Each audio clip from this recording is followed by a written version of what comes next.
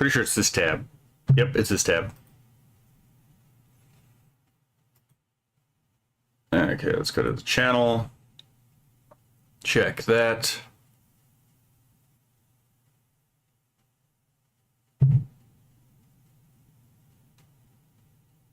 Okay, so it says it just connected to YouTube.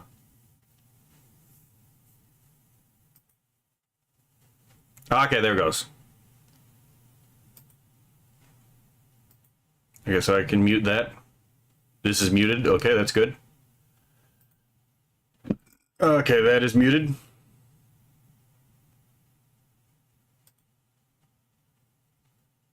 Let's make sure that this works. Okay, this is muted. Let me try something. If I respond here, is it going to show up on my chat? Because ProChat has been a bit of a bastard before. Okay,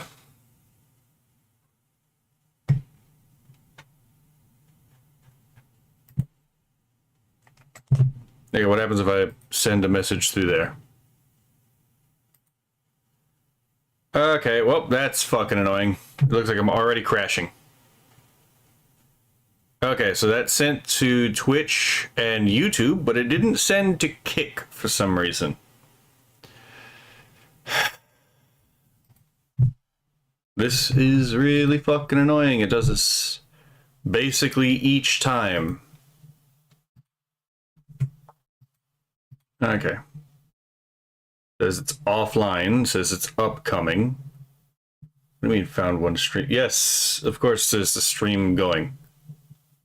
Why does it say offline? I'm clearly online.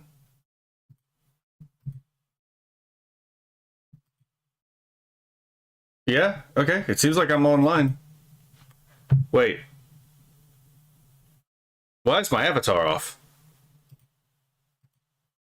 Okay, testing test. Okay, there we go. Oh, isn't that frustrating? Okay, there we go. I guess we're doing this now. Testing, testing. There we go. Okay. So I guess we're removing this. Remove this channel. Select platform. Kick again. Username. Once again, I have to connect this. There we go. Okay.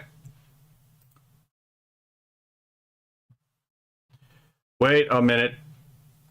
Okay, yeah, so it is public.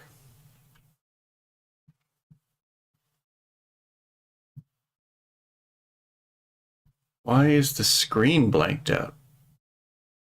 Oh, it's because it's okay, it's because it's no, it's not. What the fuck? Okay. No, I guess this is just what we're operating with under today, eh? Okay, so now we have someone in Kick. So hopefully that means that the Kick stream is actually going through. Let me try something. One more time, test this out. Okay, now all three chats are connected. Thank God, this is such a hassle at times. All right. So long story short, we are going to do a little bit of reactions today, right? I kind of lost track of time trying to work with another song. And, one thing led to another, right? Actually, hold on. Start recording. Hello, everyone. So today we are going to be reacting and commenting to this current thing that's going on where apparently regards, right? I don't know if I can say that word on any on Twitch, so I'm just going to dance around it for a moment. Decide to mock anonymity for VTubers, which, if that is not the most head up ass position you could take in the VTubing community, I have no earthly idea what is, right? Because you would imagine that there have been certain instances, I will bring up one that we will react to, where it should be pretty obvious that, anonymity in the VTubing sphere is pretty fucking important, right? So let's begin. We're gonna look at what Rev has to say about this. So before we go to Rev, Let's look at what this says. So this is from Rex Balls, the profile name, and then that's probably a question. The new PSYOP is get VTubers to make fun of anonymity and show their faces, it seems. Yeah, I don't like when VTubers do this for a number of reasons, but, you know, there has always been this push to make anonymity, you know, the bad guy. Hey, don't use a VPN. VPNs are bad. Hey, you need to show your ID to get into X, Y, or Z place. Hey, don't pay attention. You know, all this stuff, right? And it's largely because, again, there's a certain group of people who believe that privacy is not really a thing. The private is actually a public concern, right? And it's a very leftist idea. But, you know, there's other groups that take ideas from the left and then pretend like it's, you know, not a leftist idea, but I digress. So let's continue. All right, so for anyone familiar with the VTubing scene, I think you understand that anonymity is a very important thing. In fact, I think that's one of the key reasons why a lot of people became VTubers in the first place. They want... Yes, it is. And it is very disingenuous for people to pretend like anonymity is not actually one of the reasons a lot of people actually started being a VTuber, right? I mean, it's one of the reasons I decided to be a PNG tuber, right? I actually like privacy. A lot of us actually like the ability to be private, right? No one is the world's to fucking examine and explore. It's not that fucking hard. And if you need the world to know exactly who you are when you're playing a character, you might want to examine why that is. To protect themselves and their identity while being able to stream. They don't have to show their face. And there's something superior about being a VTuber. You don't got to worry about your appearance. You don't got to put on a pound of makeup to appease anyone. And you can play a character. That's the whole point of being a VTuber, right? Is you get to play a character. You can exaggerate certain parts of yourself if you want to. Or you could, you know, you just be someone totally different. That's the whole fucking point about being a VTuber, is it not? So, yeah, there's that. But yeah, no, the whole, anyone who says that anonymity is isn't important is either a straight up retard, or I guess I'm dancing around the topic with the other euphemism isn't exactly the anyway. So anyway, there's either a retard or a bad actor. Hello, Crimson Rain. Oh, okay. I didn't know I had those functions on Pro Chat. Don't got to be doing anything. You can just pull up. That's why it makes certain individuals of a certain style of content very upset. They see the Bob VTubers because they have to put on a show and sell their holes and do things like that.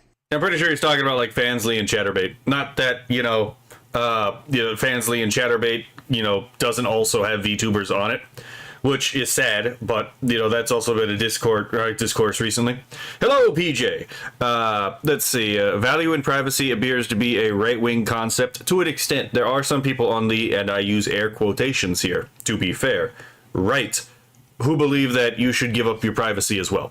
But it's almost always on specifically your technology, right?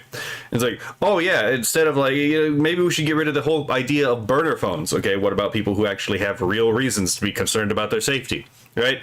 Or the idea of like, again, the whole idea of digital ID is both the left and the right have been conspiring to do that too. It's like, yes, digital ID. Let's give the government, our IDs when we go online, not like we don't have a large contingent of the country, or at least in some of our countries, saying that they would be fine with, the right wing being, killed. Let's be perfectly honest, right? There's a large contingent of the left that actually kind of seems to glee when people on the right get hurt or killed. And, we saw what happened with the January 6th people, and let's just say if Kamala Harris had gotten in charge, they would have probably gone after a lot more people a lot more harshly, because they already got away with violating jurisprudential processes under the Biden administration. Not that any particular president respects jurisprudential processes, but I digress, right? It was definitely categorically worse for the right under Biden than it was under Anyway, we'll continue, right? That can of worms later, right? Also, the concept of private ownership censored to capitalism. Yes, that is definitely more of a right-wing individualist concept, right? Because like you can't exactly collectively own anything, right? That the whole concept of collective ownership makes no sense because the whole point of ownership is to decide who gets the final say in disputes regarding scarce resources. Like that's the whole point. Collective ownership actually muddies the water because it actually ambiguates who it is that actually has the final say. But let's continue because this topic actually, especially in VTubing, I find really annoying, and I could bring up more. But at the end of this, I'm going to bring up one example, and I'm going to put it in the episode, where it should be pretty obvious to anyone who saw it. Maybe anonymity is actually a good idea. And I don't want any of these ladies to learn this the hard way, but sometimes some people are so retarded they kind of have to learn the thing the hard way. And I don't want that to happen. I want people to have common sense. But, you know, stupid games, stupid prizes, FAFO, right? And they get one shot, they get one tapped by VTubers. Now, we have a very interesting situation where now VTubers seem to be discrediting the importance of anonymity, which makes no sense. Because they have the safe opinions and they believe that protects them. And this goes towards a greater trend. There's been a lot of discussion on Twitter about VTuber culture, especially with Western VTubers, and how values that once were very important don't seem to matter at all. And yeah, I will say that, like, it is so funny that when I was growing up in the 90s, right? And in the 2000s, right? When I was a wee lad, right? Everyone would say, don't tell anyone about where you live. Don't tell anyone about your name. Don't tell anyone your private information, right? Because the internet is filled with dangerous people, and this is still true, right? There are dangerous people still on the internet, right? There are people who want to get your information to do terrible things to you, even if that's just to steal your identity, which is still really fucking bad, by the way.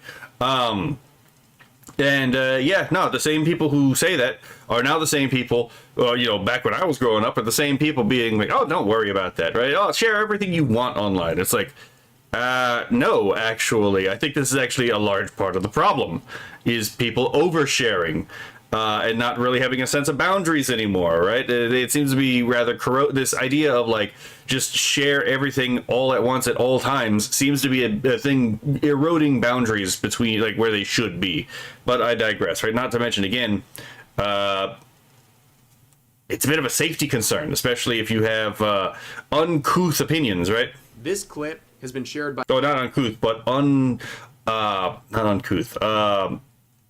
Unsanctioned. There we go. Many different people. This is one of the examples where there is a podcast here of VTubers talking about anonymity and making fun of it and acting like it's not important to have. Here is the clip. It's only about 25 seconds, but we'll listen together because this is pretty odd. Imagine being able to go on the internet and just be anonymous. I'm like, Yeah. I could never Not experience fathom that. what that's like. I could never fathom what that's like because I've never done that. Imagine being Pool Guy 57. Sorry if I you're can't. listening, but nobody cares about Pool Guy 57. Oh no, You know, Pool like, is gonna come in and he's gonna be like, oh man. I hope somebody in the YouTube comments is named Pool Guy 57. If never- there's a I've Pool never Guy been like that. 57 comment, I'll pin it down below. But Dude. Okay, so then why is doxing bad? What's okay? I mean, if anonymity is not actually all that important, then doxing isn't bad, because the whole point of doxing is you put someone's private, identity out there in a way that's publicly searchable, right? But if we know what your real name is and we know where you live and we know like these details about you that you share yourself, right? You're functionally doxing yourself, right? You're letting your real identity out there. But so then I'm curious as to what their opinion on doxing is, because it almost sounds like they don't really have any ability to have a bad opinion about doxing. Because on what ground would they stand to say, and I just realized I'm covering up Rev, but on what ground could they say that doxing is bad actually, right? The whole point about doxing being bad is that we have, the authority to decide to be anonymous online, and that if you're going to take the anonymity away from us, you're not doing that for any kind of benevolent reason. You are doing that to cause some kind of harm. That's the whole point of doxing, right? So yeah, Miss Buff Pup and the Rabbit VTuber who I've never fucking seen before because effectively Pool Guy 57 to me, to be perfectly honest. Give me a good reason why doxing is bad if anonymity is actually not important, because the whole point, again, the whole way that doxing works is you rob someone of their anonymity. And that would imply that, again, so it just seems like we're listening. This is just a retarded take. It's not that. It's really that simple. PJ says, I use a different name and an anime profile pic on X. I should probably do the same on YouTube since I'm literally doxing myself right now, but I'm not relevant enough yet. Lol. I mean, I'm not exactly all that relevant either, and I've still never used my name on any of these platforms. Let's see. People did this to Nachi Miku of VTards, and suddenly doxing becomes okay when it's someone who's unpopular. Hello, Kionala, right? I mean, you're not wrong, PJ. It is kind of disgusting. Again, the whole it's good when it happens to you, but it's bad when it happens to me. But when it's bad when it happens to me, it's good when it happens to you position, which a lot of these people take. But yeah, no, there's one example that I immediately popped to mind, and I'll literally we'll go through that and we'll examine it to see how dumb this fucking position is. Because it is remarkably dumb. Now, a lot of people were mad at this, and I think it's fair. Yeah, they should be mad about it. We've had governments all across the globe try to attack the ability to use things like, again, VPNs, try to attack the ability to use the internet anonymously through things like digital ID, chains. All these kinds of attacks on anonymity. And let's be fair, they are not good-hearted attacks. These attacks are very nefarious. They are motivated by malevolent intent, and they leverage your benevolence through propaganda, right? Oh yeah, remove your anonymity, right? Give these people all your information so that they can protect the children. By the way, these are the same people that refuse to do anything against the Epstein clients. So absolutely fuck off. And anyone who's cooperating with these people knows this. They know this. They know that these people refuse to go after these people. Again, the actual known diddlers. And they're using children in order to actually, by the way, negligent parents. They're defending negligent parents, right? How exactly did little Timmy actually arrive on the hub, let's say, right? He shouldn't be on the hub. How the fuck did he get there? Oh, by the way, his parents weren't fucking paying attention to him. I'm sick and tired of all of our societies having to fucking accommodate the bottom 2% of oh my god. Sorry, I get a little heated about this because, again, the anonymity thing is actually really important, right? Could you fucking imagine how much damage the far left would do if they could get a handle on all the identities of the far right accounts, right? Or not even the far right, even the moderate right and the centrist accounts, even the moderate left accounts, right? Look at how they harangue and harass Shu. Now, granted, they know who Shu is, right? But again, sorry, I a little annoyed. Kionalo says, I've used this name for years. This is YouTube as my oldest use of this name, but it's separate from my real life. Exactly, right? There's a barrier here, right? You don't really care about anonymity. Why would VTubers not understand anonymity? No, sorry, Pool Guy, or whatever the handle was. You are allowed to protect your anonymity. I don't know why you'd want to lose that as a VTuber. And the quotes are really... Well, considering I talk about people who sometimes shoot people who criticize them, I think I'm going to keep my anonymity. Lining up on this one, right? Saying, do not post your information on the internet, do not post your face on the internet. There are people who will try to harm you over the internet, or over internet arguments, or because they're just psychotic. We used to teach this in schools. Practice OPSEC. He is absolutely right. Again, when I was growing up, right, when I was a wee lad, This was something every fucking adult would tell you, right? Your grandparents would tell you this. Your fucking parents would tell you this, right? Your older siblings would tell you this. And then all of a sudden, there was a switch that flipped in society. And it was like, everyone was all like, oh yeah, we're going to share everything that we've ever done. All the people who knew at the beginning that, like, you don't share your personal details and your personal life online for OPSEC reasons, suddenly didn't understand OPSEC. And in fact, it was weird of you to care about your anonymity. In fact, I fucking hate Facebook for this reason, right? Because then, like, your family will be like, ooh, hold on. Hold on, mijo, I want to take this picture. And then take a picture and then upload your picture online when it's like, I'm very clear, I don't want anything of my face online for any way, shape, or form reason, right? Whatever happened to just keeping the damn photos of yourself? Oh my god. Sorry. I can't stand this. But, right, just like I personally want to value my privacy, right? I want to move away from anything of my personal life online as possible, and like everyone on Earth who originally tells you, early back in the olden days, right, that they don't do this are the ones doing it, and I was like, I can't stand this, this fucking inversion of morals, right? Don't keep your private life private, make it public for all to see. Absolutely fucking not.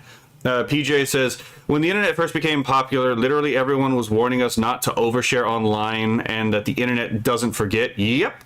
Kionalo says, even though he never was on the net, they said keep it to your privacy to yourself. Exactly. This was back in the 90s. Let's see. Facebook is good for selling stuff in your town. I mean, that's true, but I don't use Facebook either. Again, I don't like my face being online, so it's like... Oh my god.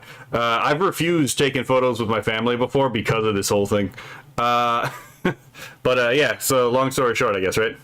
Let's get back to this thing. Chibi says, if you have the gift of being anonymous as a VTuber, do not ever reveal your true face. What it leads to is the following: doxing, stalking, harassment, putting your family in danger, putting your career in danger. If you think what I said is impossible, you are naive. Yeah, and this is another thing that pops up to mind, right? It's like, again, you can potentially put people around you in danger because of this, because it's not like a person who is, willing to dox you or willing to, stalk your accounts to find out information about you isn't willing to stalk you in real life, right? And it's like, this is just... Okay. Sorry, this is just fucking ridiculous. Banana Juju says, I cannot fathom how deranged these biches are. Juju speaks from experience, too. First of all, she comes from, again, an older generation that was initially skeptical of the internet, right? Rightfully so. But she also is a South African, from what I remember, right? Want to guess what's going on in South Africa right now? Not good times, right? There might be a reason why someone who lived in South Africa for most of their life might have concerns about, again, privacy. Let's see, who's already there, you might as well make it work for you, right? Hello, Kura. Never fear, Kura is here. Well, look, glad to have you back, Kura. I'm getting a little bit more heated than I expected about this whole VTuber saying anonymity is stupid detail, right? I cannot fucking imagine. But then again, like, I'm currently trying to work on a song that is, again, making fun of Islam, the religion of a piece of you over here, a piece of you there, a piece of you everywhere, right? It's not like I haven't criticized Islam before, and again, the explosive religion that again causes peace through terror kind of deal, right? Not a big fan of the idea that, like, again, I wouldn't exactly have my anonymity because I got more than just myself to think about, right? And again, with like me criticizing the left, well, we saw that like these two particular positions have a bit of an issue with people with the name Charlie, right? Hebdo got assassinated, and then you got fucking Kirk got assassinated. It's like, oh yeah, these are two different like crypto. Like, one's a real religion, the other one's a crypto religion. It's like, oh yeah, they don't really mind like killing their enemies, like killing the people that criticize them. Interesting, right? So it's like, yeah, maybe I do actually care about my anonymity, right? Because I'd like to be able to talk shit about these people, especially when it's absolutely deserved, right? But let's see. PJ says people who are willing to stalk you and also willing to harm your family. Yeah. Let's see. Kevin Eric Snell, the high trust internet society of the 90s and very early 2000s is long. I don't know what you're talking about, like high trust 90s, right? Back when I grew up in the 90s and the 2000s, there was no such fucking thing as high trust at that time. Everyone was telling you, like, you do not tell people your secret, you do not tell people your personal identifying information online at the time. Granted, it may have also just been, there may have been certain corners of the internet that were like that, right? But it actually seems like there's a naive degree of trust nowadays in the internet culture than compared back in the 90s, right? Let's see. Ken says, this wouldn't be too hard for me to deal with. I had a coworker who framed me and a handful of other lady coworkers for a bomb at the Pentagon threat. That's fucking wild. Simply because I didn't want anything to do with him. That's fucking insane, right? I hope legal charges were pressed against them. Hello, Edo Sen. Let's see. It was Middle Eastern, by the way. Okay, fair enough. Kuro says, oh, then the dude's opinion is immediately disregarded and should have be viewed as insane ramblings from sub-room temperature IQ persons. Yeah. Oh, it's not just him. There's a couple other ones on here. Buff Pup is on here as well, which is kind of annoying because I actually have one of Buff Pup's figurines right above me right now on my desk. Another one saying this is the most regarded, disgusting stuff ever. And, well, it's made by people I'd expect this stuff to come from. Another one saying, I'm all for doing what you want as a VTuber, but I find it weird that people are pushing more and more for VTuber anonymity to be seen as a bad thing. The medium was built on escapism and fantasy. Okay, so like that's a good genre critique of this idea, right? Is that like we're not really coming to a VTuber for the person. We're going to the VTuber because, like, again, they're playing a character and we find the character fascinating, right? See, I genuinely do not care what, like, Saba or Gura's face, like, real-life face is. I don't care what her name is, right? I'm here for Gura, for Saba, for Senzawa, right? The character, right? The character reincarnates, yeah, fair enough, right? And we are following a specific, real, identifiable person that's playing these characters, right? So it's, like, close to, like, following an actor, I guess. But, like, again, my attachment is not to the person behind the thing. My attachment is to the character they're playing. And it turns out that VTubers live in this liminal space between fiction and reality, right? Yeah, sure, they're a real person, but they're also inhabiting a fictional space. And the character they play is not identical to the person that they are in real life, right? So it's in this boundary between the real and the fantastic. And that's one of the reasons people find VTubers and professional wrestling, by the way. We call this kayfabe. There's an actual term for this in, like, this kind of narrative structure. But there's a reason why people find kayfabe fascinating, and it's this paradoxical placement in, like, the chain of being. But, yeah, so it's like, I don't want to be pulled back to the, like, granted, you're going to me for a different reason than you would be going to Buff Pup or, like, Senzawa, right? I'm not exactly providing the exact same things they are, right? But, yeah, it's just, it boggles the mind. Which is a very fair thing. If you want to post your face and do those things, that's completely fine. That's within your right. I'm not some 100% gung-ho person who's like, you cannot ever show your real-life self. That's an idol culture thing. It's much more Japan focused. You have to be real with the English side of things. That's not going to all translate over. But I think it's something that should be understood and valued. And you should make an informed choice about sharing private information. Yeah, you should know the consequences of sharing private information, and there are consequences. It's not a free lunch, right? There are real consequences to sharing private information online. But also, yeah, again, if you want to do that, that's fine. But don't fucking denigrate other people that you don't know the situation of, right? Again, I'm trying to figure out a song. Again, I'm trying to figure out how to write a song that, like, would actually be good. That is, like, very critical of Islam, right? And I don't exactly want the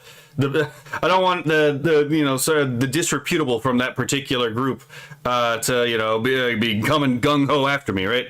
It's like, okay, yeah, I've read the Quran and the Hadith. I know what y'all do to poets, right? I know what happened to the poet who criticized Muhammad. His follower stabbed him, killed him on the spot, and then felt bad about it. Later confessed it to Muhammad, and then Muhammad's like, oh yeah, no, you did the right thing, right? Yeah, no, I'm very well aware of what this religion teaches, which is why it's like I've criticized it and leftism, right? And I'm also going to criticize other groups that teach ridiculously stupid things, right? Or ridiculously evil things, because there's more than just those two is the problem, right? I've also criticized dispensationalism. I've also criticized, certain messianic Chabadnik, ideologies. I've criticized all kinds of things here, right? And some of them do get violent. So it's like, okay, yeah, I like my anonymity for a reason, right? First of all, I like being able to have different personas online versus in real life, because they're different spaces, so I get to be different people, right? But at the same time, right, I also like the idea of not having to care about again, when I talk about people in groups that have a tendency to be explosively violent when you criticize them. Let's see. PJ says their online persona is separate from the IRL persona, and it's the former we are watching for. Yes. Kura says, I know a few. Oh, yeah, fair enough, right? Actually knows. Because only a small thing could lead to so much. And I see so many VTubers, I'm genuinely convinced, posting themselves because they just want attention.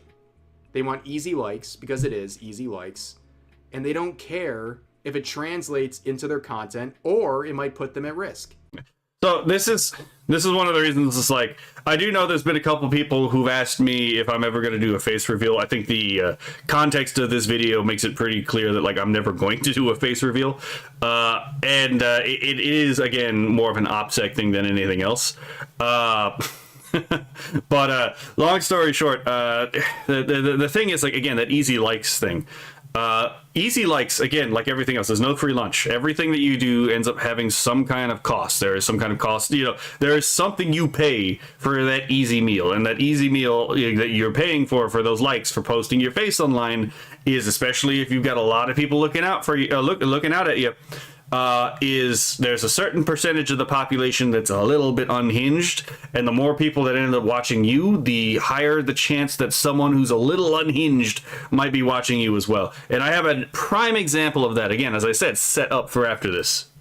And we should be much more cautious about encouraging people to strip their anonymity.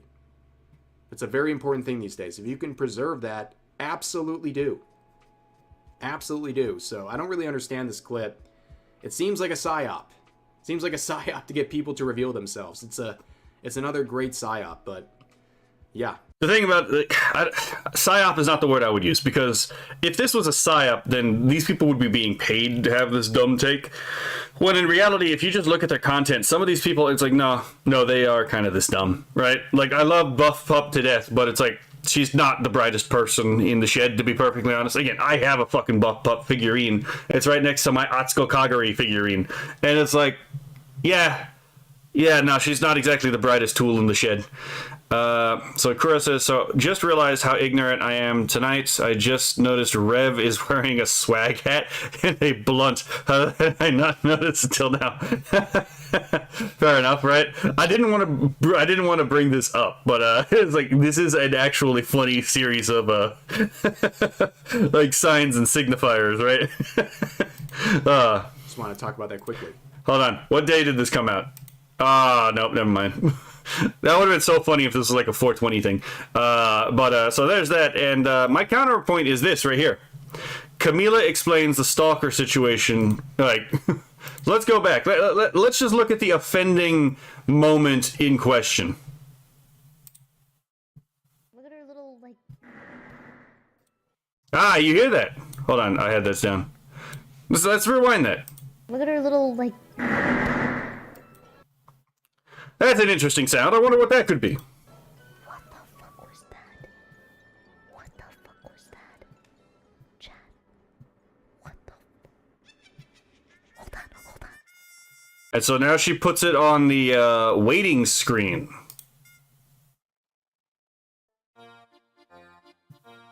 Oh, shit. I thought she was putting it on the waiting screen. No, I'm thinking of a different incident.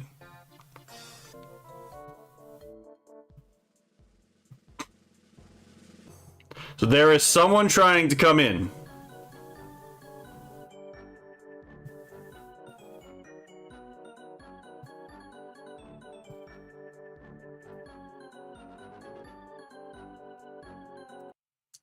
Yeah, you know what? I dare any of these fuckers to, you know, tell Kamimi to her face, that anonymity is not important. So get a little bit of a larger context of this situation, right? What? No heckin' way. I don't believe you. Which, by the way, Camila is like just a sweet bean, to be perfectly honest. Oh, wait, I should probably move myself back to where I was originally. But Camila is just a sweetheart, to be perfectly honest, right? Just gotta put that out. I actually really enjoy her content. Wait, there's one? Yeah, there's a Camila plushie. Wait, I can just show you guys the silhouette. Hold on. I just opened my pictures. I just opened my downloads folder and I was just welcomed with this. God fucking damn it. The pictures are so funny. I have opinions about Bao.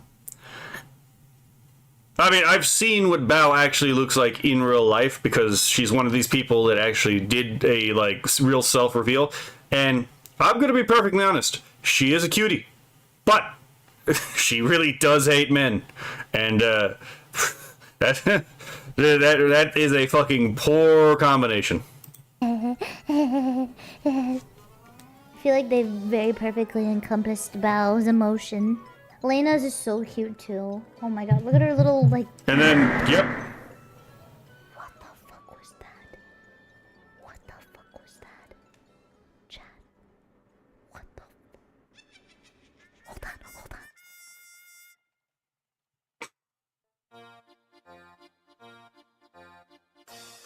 Yeah, you can see the chat has no fucking idea what's going on right now. They heard the sound, but they thought this might be a skit.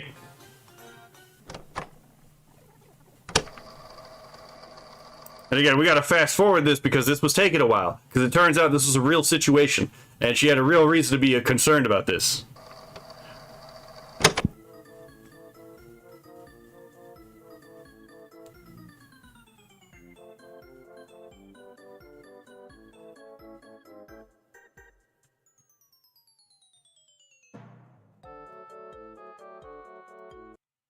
See, again, right here. Now you got people actually figuring out what's going on. Like, Bob the janitor, right here. Which, by the way, real funny way to spell janitor. Wait, hold up, what? Again, people actually starting to figure out, it's like, wait, hold on, something's actually happening.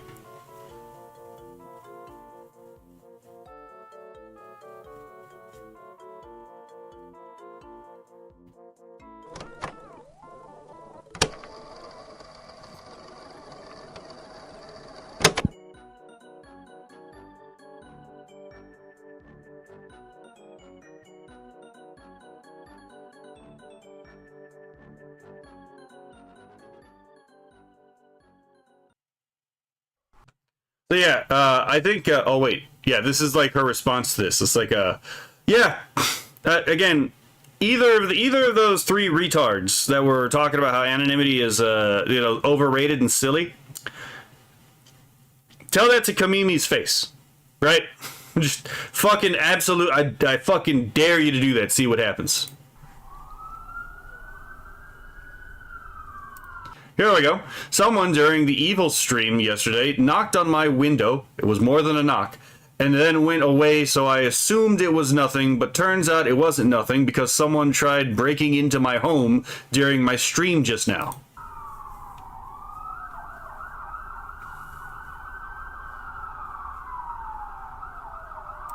Cops have already dealt with him. We are okay. W to the panic button on my desk. Thank God she has a panic button, right?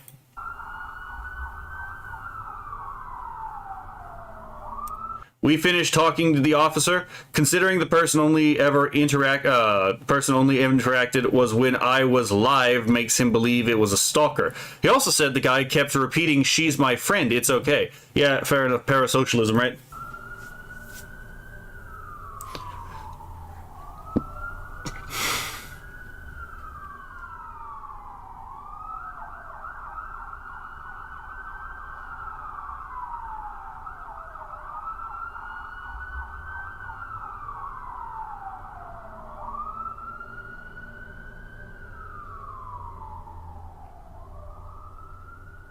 So, real funny fucking thumbnail to pop up. So, yeah, again, I fucking dare any one of these three to tell Camila that anonymity doesn't mean shit, right?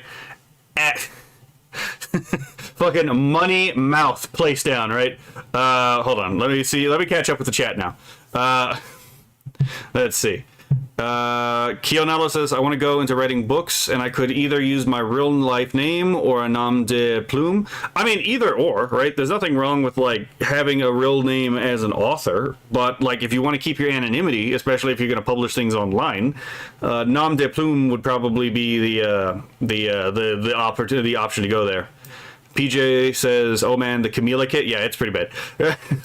Crimson Rain 14, the fact you mix up incidents is telling enough, right? Yeah. PJ says, this is why I hate how in England we don't have guns. Y'all used to, but then they got taken away, and that is never a good sign. Let's see. Kionella says, if you live in a state that has castle doctrine, that way you keep a gun at home. Yes, but also I do live in a state with castle doctrine, but I don't want to have to invoke castle doctrine, which is a good reason to keep anonymity, right? If I keep my anonymity, I don't have to invoke castle doctrine, presumably. Kura said, Bow and Shy Lily, I have several reservations about that. Yeah, I do, especially considering they seem to have been the bad guys in the Cinder drama. Snell says, oh wow, I hadn't seen this. It's too fucking real. Oh yeah, no, it goes on. There's more. There's a Neurosoda has a 10-minute or 11-minute thing on this, which is just her talking about this. And then Mugen has, like, depending on how much you trust Mugen, because I stopped paying attention to him a while ago, because of his shoddy reporting, to be perfectly honest, talked about this as well. Smugalanas talked about this in, like, greater detail. So yeah, this was going around for a while. This was a year ago. But yeah, let's see. Snell says, at least in wrestling, the ref can make the X sign to show it's not kayfabe. Yes. Thought those sirens were IRL already. No. No, she muted that, actually. She put that stream on mute just in case something happened, her chat wouldn't have to hear it. I don't understand why she didn't end chat, but, you know, I mean, end stream, but, you know. Kura said, you need castle doctrine and stand your ground doctrine. I agree. Both are very, very, very necessary to each other. Yes. I mean... let's be fair. Castle doctrine and stand your ground doctrine are just two reflections of the same whole, right? You have the right to defend yourself and that which belongs to you. It's really that simple, right? So, I believe that this would more or less summarize my opinion on the VTuber anonymity thing. If you want to give up your anonymity and show your face online, that's entirely fine. I would still like to be able to, you know, talk about Islam and communism and not potentially get shot in the face. So, I think I'm going to keep my anonymity, right? But you know, that's that. Not everyone is going to be in the same position. I guarantee you, Kamini didn't exactly expect to get someone trying to break her door, or her garage door in with a sledgehammer, right? Kionella says, I don't care about most really popular VTubers to random humor for me. Yeah, fair enough. I mean, again, everyone goes to different people for different reasons, right? I was never a big Shy Lily fan because she was always a little bit too goonery for me, to be perfectly honest. Not in her being a gooner, but like a little bit too much like trying to entice, you know, people. I don't know. I never really found her all that funny. PJ says, in the UK, we have no stand your ground or castle principle anymore. If you so much as have a pen on you as a weapon, you can get arrested. Well, I mean, apparently, if you so much as like, I mean, it depends, right? Depending on the skin tone of the assailant, you might get arrested for getting stabbed. It seems, right? just putting that out there, right? Like, help! I can't breathe. It's like, no, he's fine. Right? He only got stabbed with an 8-inch blade. That's a whole different can of worms, right? But at least for the anonymity episode, I think I've made my point. I don't think it's necessary to go into the full 10 minutes. I think just this alone should be enough of a example of a real person suffering the consequences of the loss of anonymity. And by the way, she wasn't exactly doxxed. The way she got found out was a fan gave her a gift with a tracker in it. Right? So it's not like he released her name or anything like that. And by the way, she had to move her house. She had to move, right? She had to leave her house and go find somewhere else to live because now a stalker actually found out where she is in her location.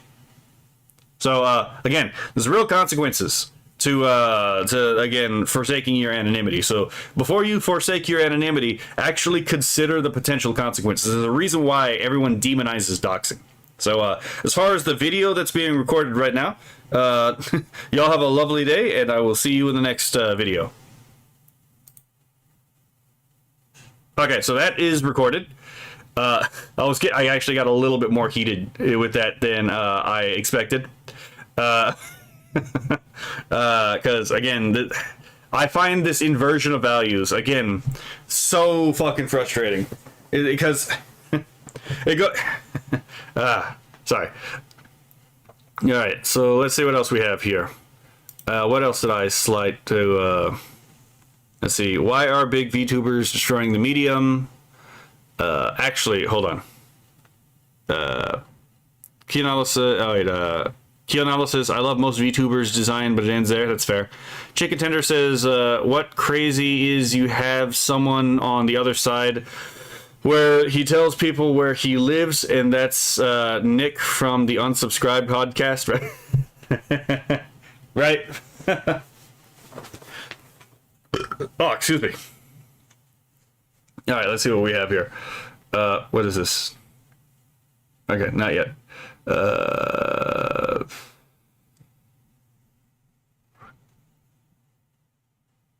I do want to do a reaction to this video on stream, but not today because this is a full 52 minutes, right?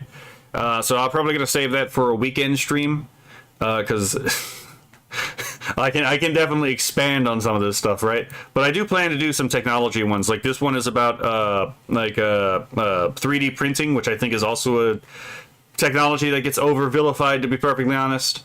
But let's see what we have here. Oh yeah, so I have this set up. Let's go on to a more goofy subject, right? Okay, we can talk about that later. Kionado says it's fine to get heated. It means you care about the topic. I mean, yeah, I try to not get so heated, but it's just like we've literally seen the consequences of this stupid decision, and like this is the thing. It's like a lot of these people, they're not the ones who have to live with the consequences of their policies, right? Other people have to live with the consequences of their fucking policies, right? So it's like, again, oh yeah, let's take anonymity away from all the people on the internet, right? It's like, oh yeah. It's not as if like the government hasn't had like massive like data breaches before, right? It's not like, again, there aren't people who would actually pay to hurt people on these databases that you would compile. So a actual breach of that database or a misuse of that database and fucking regime couldn't be absolutely catastrophic. But I think that that's a feature, not a bug. I don't think these people are necessarily unaware of it. I think a large contingent of these people know that it's a real danger, and that's a feature of their worldview, not a bug. Chicken Tender said, he said many times he lives in Mason City, Iowa, like it's a challenge, and he shits on commies all the time. I mean, that's fair, but I also talk about Islam. A little bit more of an explosive category. Kionala says, I've never seen 3D printing get vilified before. Oh, yeah. it's not as common to hate on 3D printing as it is on AI art, but the same arguments that people make about AI art are actually made by 3D printing as well. Actually, we might move this up. This is like 32 minutes. I could probably do a reaction to this. Let's see. Crimson Rain 14 said valid crash out the stream, right? No, I knew what you meant, Kianala.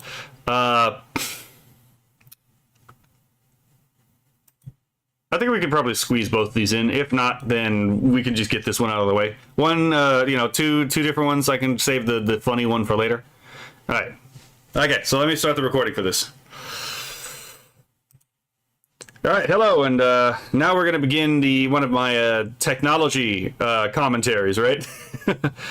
We are going to be talking about 3D printing, and we're going to be reacting to a video from 6 months ago, specifically from November 16th, about they are killing Etsy.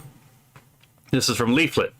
Let me reload this to make sure that we actually don't have to deal with the stop and skip bullshit that sometimes happens when I leave the page open. Of 3D printed junk by Carter. Should not be allowed to make 3D printed crap and pass it off as handmade stuff and sell it. Wait, what? Oh. You should not be allowed to make 3D printed crap and pass it off as handmade stuff and sell it at a maker's market. To be fair, how many people are actually doing this? Right? Who is actually... Oh, I'm covering Leaflet. Hold on, let me change this.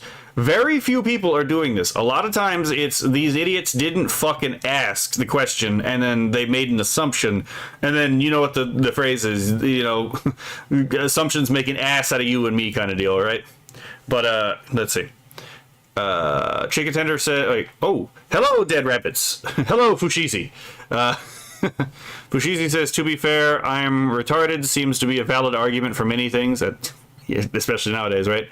Dead Rabbit says, I was around when digital artists caught flack for using Photoshop. This is the same thing all over again. Yep. Let's see. Chicken Tender says, Islam is scarier to shit on without some anonymity. I mean, it is. Kianala says, the funny one for when you react to something that makes us cry again, right? I love those 3D segmented creatures. I do too. Let's see. Wait, is this just AI? Is this just like AI again? It fucking is. I'm telling you right now. Look at. There's a lot of lies about a lot of these technologies that are out there that could actually make artists more productive, get them more money in their own pocket, and make them less miserable. But there's a lot of bad information that's misinformation about these technologies, and 3D printing is one of them, right? It's not perfect. None of these technologies are perfect, but it can be used to increase your productivity.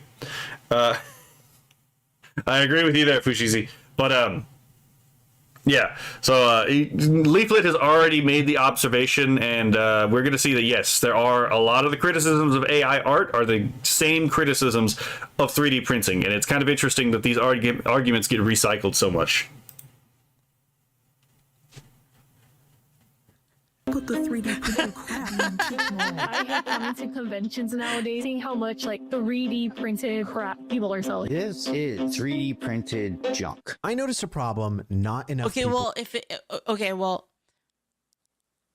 Then why did you buy it? If it's 3D printed junk, then why did you buy it? but who cares?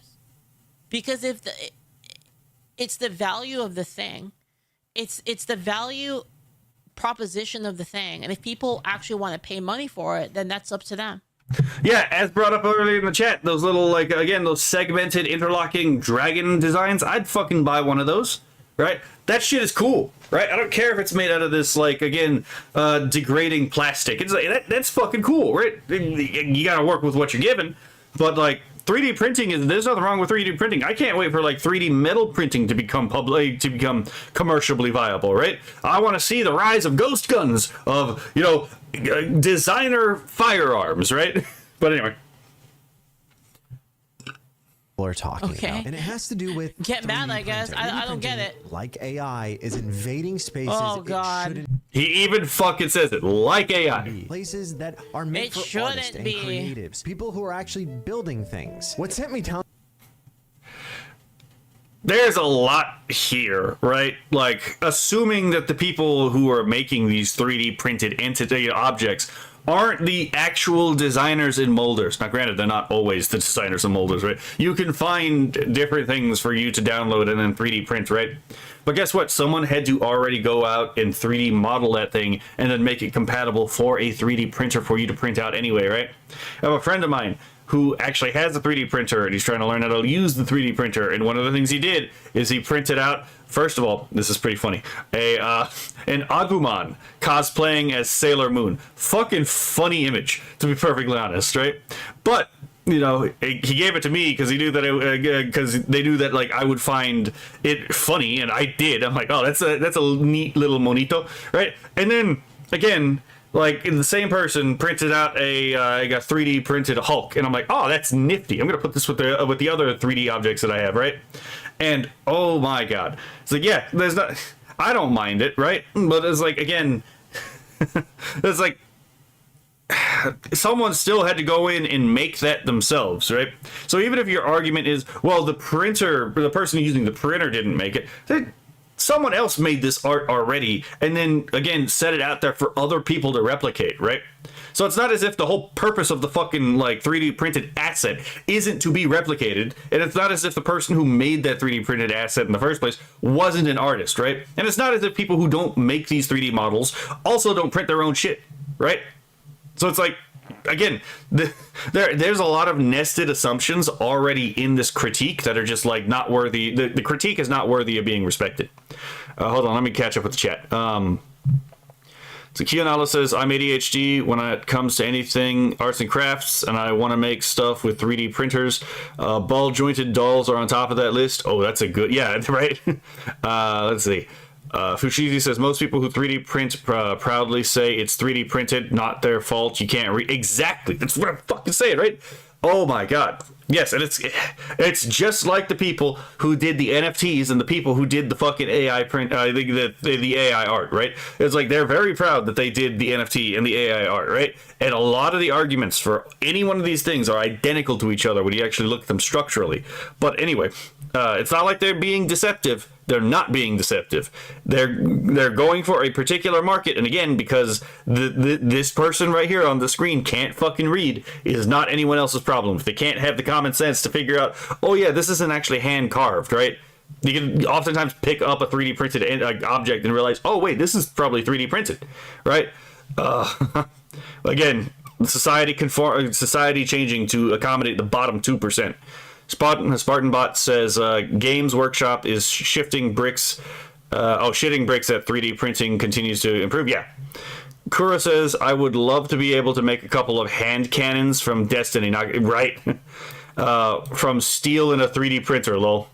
Kionala says, I've seen YouTube vids of people using 3D printers to make BJDs and make lovely dolls. Right. Again, the 3D printer makes the artist more productive because now they can, again, make more of the thing that it is they're making, right? And they can make money off of those copies. Kuro says, make some wicked airsoft toys, but alas, we are not that far along yet. Kionella says, I think I found Smuggalana thought it. Let's see. Chicken Tender says, a person I deliver water to has a 3D printed Shrek head with tentacles for the body. That actually sounds pretty fucking tight. This rabbit hole was something kind of stupid. It was a 3D printed Pokemon that I saw at a vintage store, which is not only vintage, it's also craft stuff. But well, that seems like a problem of the store. That seems like a problem of false advertisement of the store. If they're actually I don't know. I don't know what the store is saying. Also, again, is that an assumption you're making about the store? Because oftentimes a store will sell one thing as a primary thing, but then sell other things in an ancillary way, right? Like, let's give an example.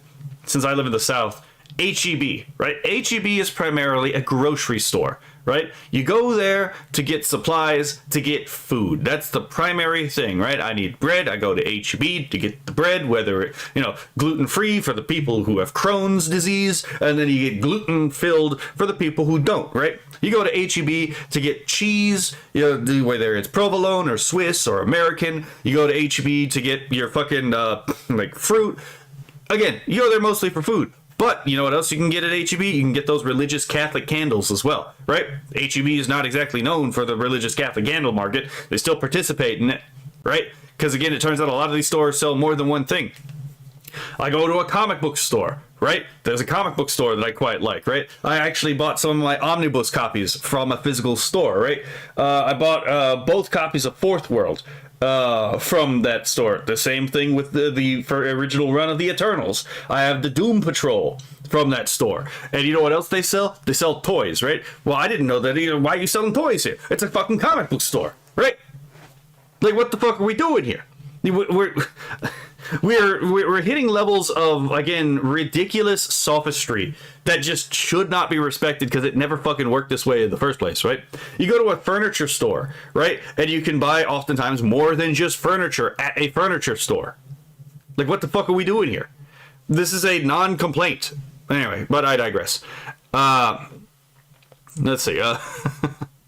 Kionella says, depending on the price, but I wouldn't buy those Pokemon. Yeah, I mean, they're more abstracted, obviously. But, sometimes people like these kinds of, like, more abstracted designs because they almost look like, again, the polys or the tries in, like, a 3D model before the skin, before the actual skin is rendered. But is the store claiming that this thing is vintage and then putting it up there when it's not? Then that seems like a problem of the store and a false advertisement. Again, as Leaflet was saying, I don't even know that this is the case because he didn't exactly show the store, didn't show what the store is selling it as, right? Like, again, is that actually a thing that this thing is doing? I was like, oh yeah, we only sell vintage here, or is this an assumption you made about the store, right? I don't know, has anything to do with the 3D printed thing. It was something marketed as handmade or artistic, but it's not. It's slop. Did you provide any citations? Because this is another thing that these people always fucking do. They'll say something, but then they won't actually show you the citation. This is such there an it is. issue. There it is, guys. Flop. I want the machine is stealing the soul of man. He takes from the sculptor. Right? you to go to Etsy right now and type in the word dragon. And I swear to God, it is the same 50... Why did I miss something? But yes, my eyes are a little tired. fucking dragons over and over and over. You cannot escape this 3D printed garbage. What's also crazy... But what makes it garbage? Like, let's go back here. Oh, it is the same 50... Look at those interlocking dragons, right? That shit's cool. Even the fucking pottery dragon is actually really cool, right? Even though that's, like, literally the thing right next to it. Yeah, right? It's like... what is the problem here? Fucking dragons over and over and oh, that one with the roses on it's really cool. over. You can. And hold on. Don't think that I didn't see you bring up the Labubu, right? Well, when I said NFTs are basically hype beasts, and that they sell for the exact reason that hype beasts sell, then like, I'm being disingenuous. But this motherfucker could say the 3D printed, like, again, like, items are comparable to Labubus because people hate Labubus, except for the people who love Labubus. Like, I'm just saying, right? People find value in different things. You cannot escape this 3D printed garbage. What's also crazy is that when they're not printing dragons, people are printing memes. And I don't know which one is worse because... What's the problem? If someone is going to pay me to print them a meme, why would I not, like, print them the meme, right? This is not exactly that hard, right? Especially because, again, it like, obviously the person who has the 3D printer doesn't necessarily get paid for printing the 3D printed stuff for themselves, right? But if I don't have a 3D printer, but my friend has a 3D printer, and he finds it, and I find a design I want that he has access to, guess what? I could ask him to print it for me, and then I could pay him for his services, right? What's the problem here? A lot of... Wait, what?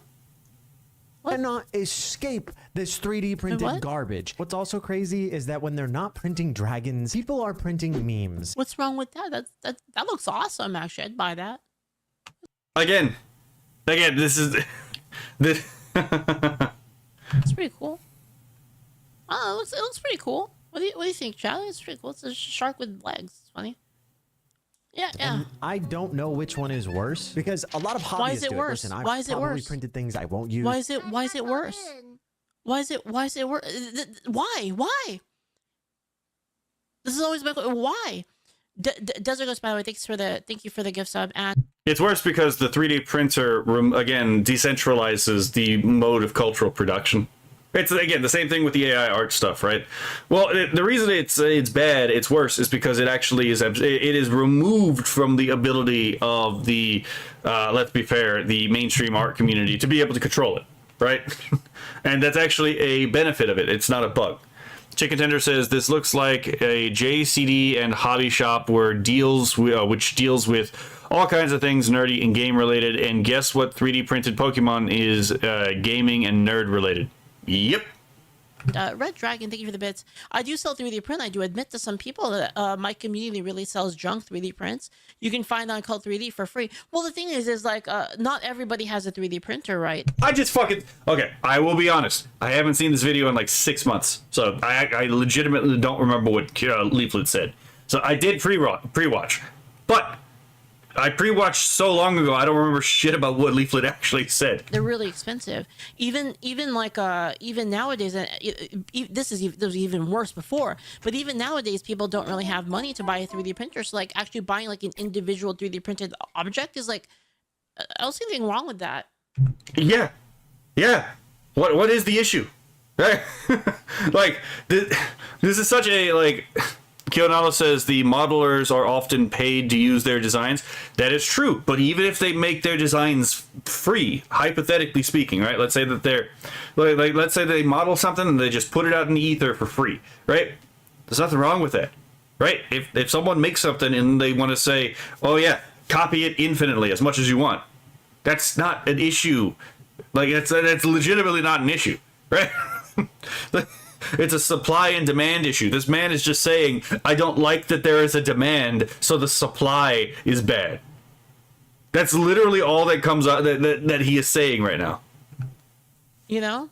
There's nothing wrong with it. What's the difference? What's the difference between that and like an injection molding thing? Again, the problem is the lie. If they're lying and saying like, well, I made this, by the way, completely by hand, then yeah, obviously that's bad. Right, but if they're saying like, but if a person like, for instance, says like, hey, you know, I just printed this thing. Okay, fair enough. Or if a person says, hey, I actually designed it. I made the thing.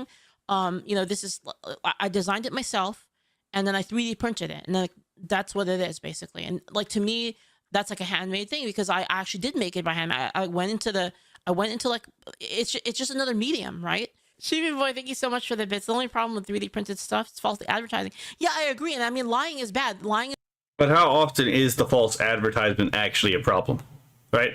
Do we have any actual studies that actually trowel through this material and then like actually like counts how many times the issue, the 3D printed products are falsely advertised as handmade, correctly advertised as 3D printed, or just not specified either way, right? So it becomes more of a reading and like site identification issue on part of the customer.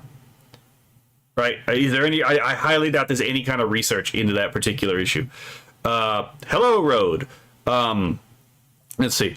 Road says, I'm over here looking for your stream. I see Leaflet in the corner, and I'm like, that's not him.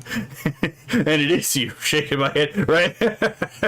Kianello says, I wonder if the hater had money and making things harder to get, like he is the sculptor or something. Possibly.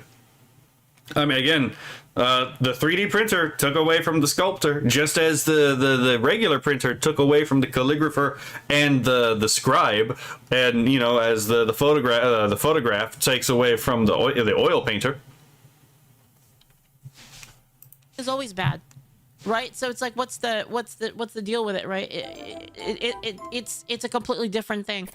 It's almost the nebulous issue of a lack of soul, right? A lot of this is like, oh yeah, it wasn't made by a human hand, it was made by the hand of a machine. So no matter how technically proficient it is, there's not really any soul behind it. Which, by the way, was also the critique that many artists gave for digital art. Right? People forget that digital art was accused of being theft back in the day when Photoshop and Illustrator were taken off. But, you know, we saw what happened. The society collectively told these people, the artists complaining about that, you're wrong, go fuck yourself. And they will do it again. It's Robin, thank you for the Prime. Disown, thank you so much for the sub. Hi, Leaflet, hope you're doing well. Happy birthday. Thank you so much. Thank you. Red Dragon says 3D printers aren't really expensive anymore. I can buy one for $300. Can you buy a good one though? Aren't the good ones like 600? And even then, $300 is still a lot of money.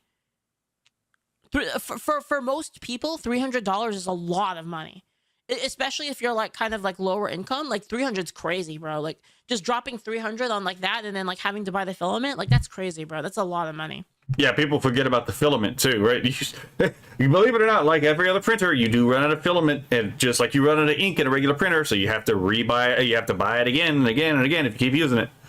I don't know which one is worse because a lot of hobbyists do it. Listen, I've probably printed things I won't use that ended up straight in the landfill, but I mainly want to address a big problem that TikTok has. And it's okay, let's hear the problem here. The Rock is not even a good actor, so why are we printing him on Broccoli? There's the Rock Knight controller holder. Dude, that's amazing. There is Rocket Shoe. What's wrong and of course, with it? the Rocktopus. What's the crazy wrong part with it? about the Rocktopus is it's actually kind of a complicated print, like the dragon, which means you will more than likely fail it, and you'll go and just buy it from their Etsy. Because or you could use it to actually learn how to do the printing, which is almost certainly why it is designed the way it is.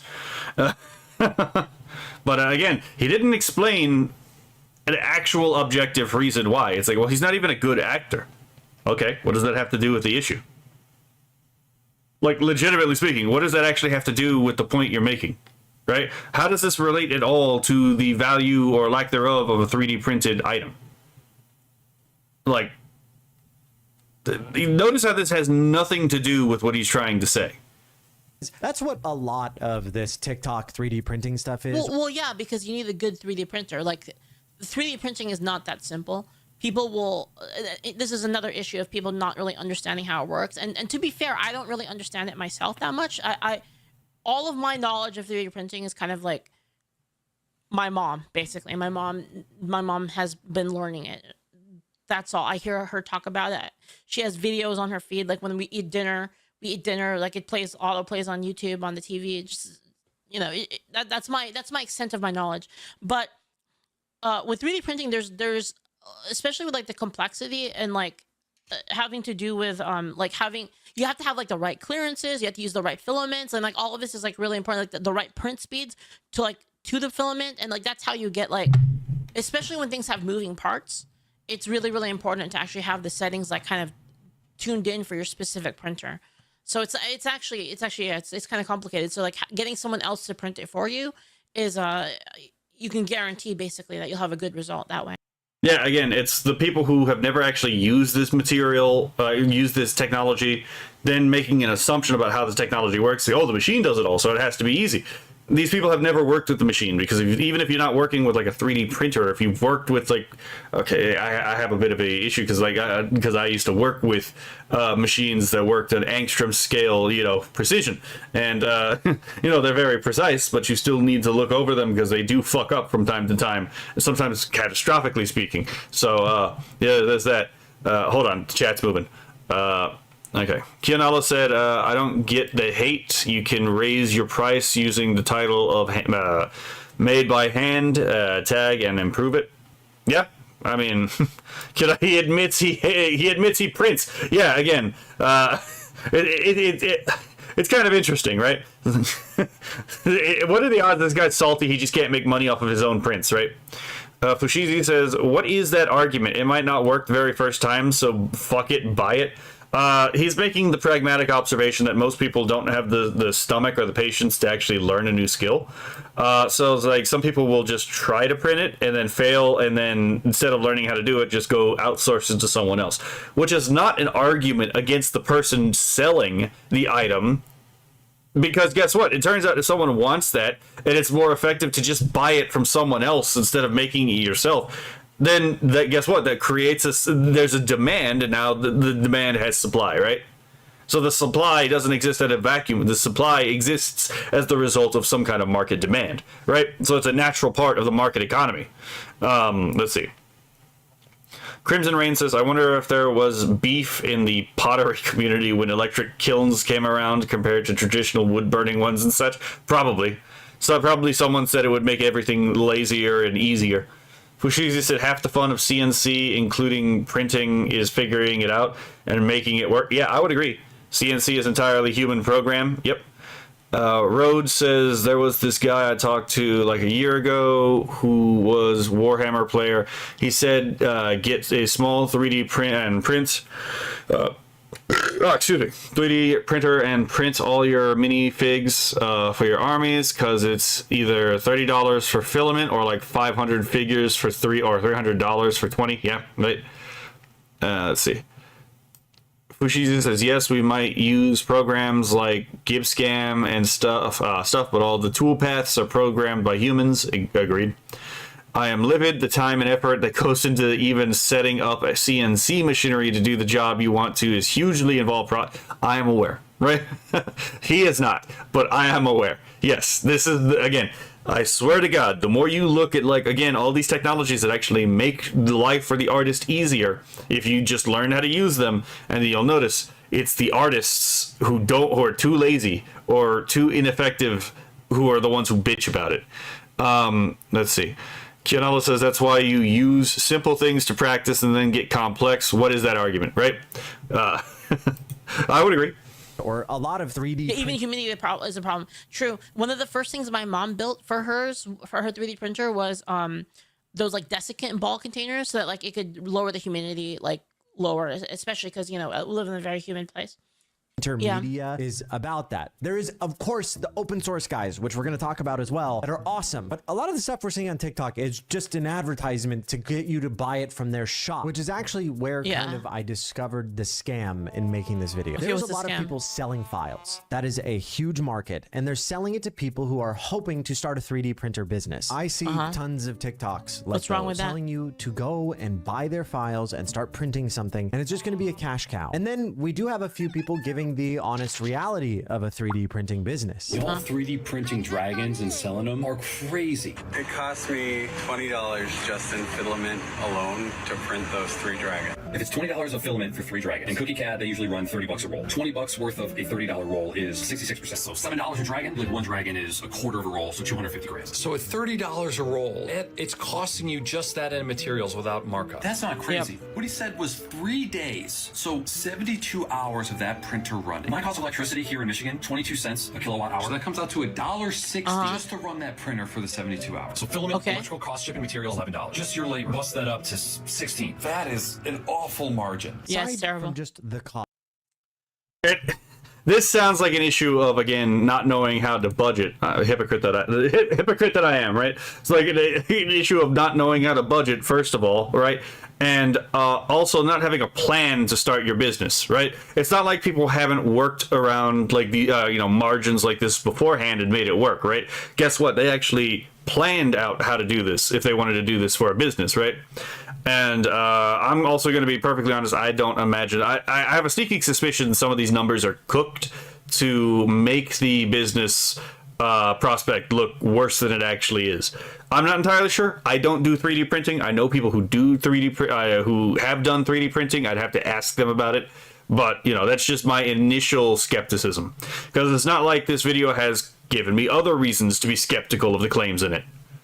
Cost of 3D printing. What about all the plastic that is hello there, Draths Hadis. Thank you for the follow.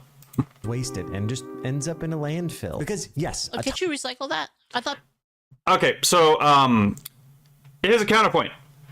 I know people who work in the sign industry. The waste is a huge issue in the sign industry, and it's actually not something that can really be reasonably like mitigated for, because you have to account for margins of error when you're doing the sign work, right? Yeah, as someone who's met and talked to people in detail about, like, for example, the sign industry, about vehicle wrapping, about, again, all of these other, again, practical applications of things like graphic design, it turns out in all of these, there's a lot of waste. You want to know where that waste goes? Well, most of it goes in a landfill, just like any other area of, like, production where there's a lot of waste, right? Just anytime that you have one of these creative, like one of these creative industries, you're going to have like waste to consider. It's not avoidable, right? People recycle that shit. Yeah, and the thing with the filament is you can actually recycle the filament, from what I understand. Maybe not all of the filament, but the recycling the filament is a thing that is on the table. Now it works. Ton of people have 3D printers. I had a 3D printer, not realizing that it's not as easy as plugging and playing a lot of the times. A lot of things will make your prints fail. Actually, it's a giant percentage of prints that fail. And each time that happens, that's funny.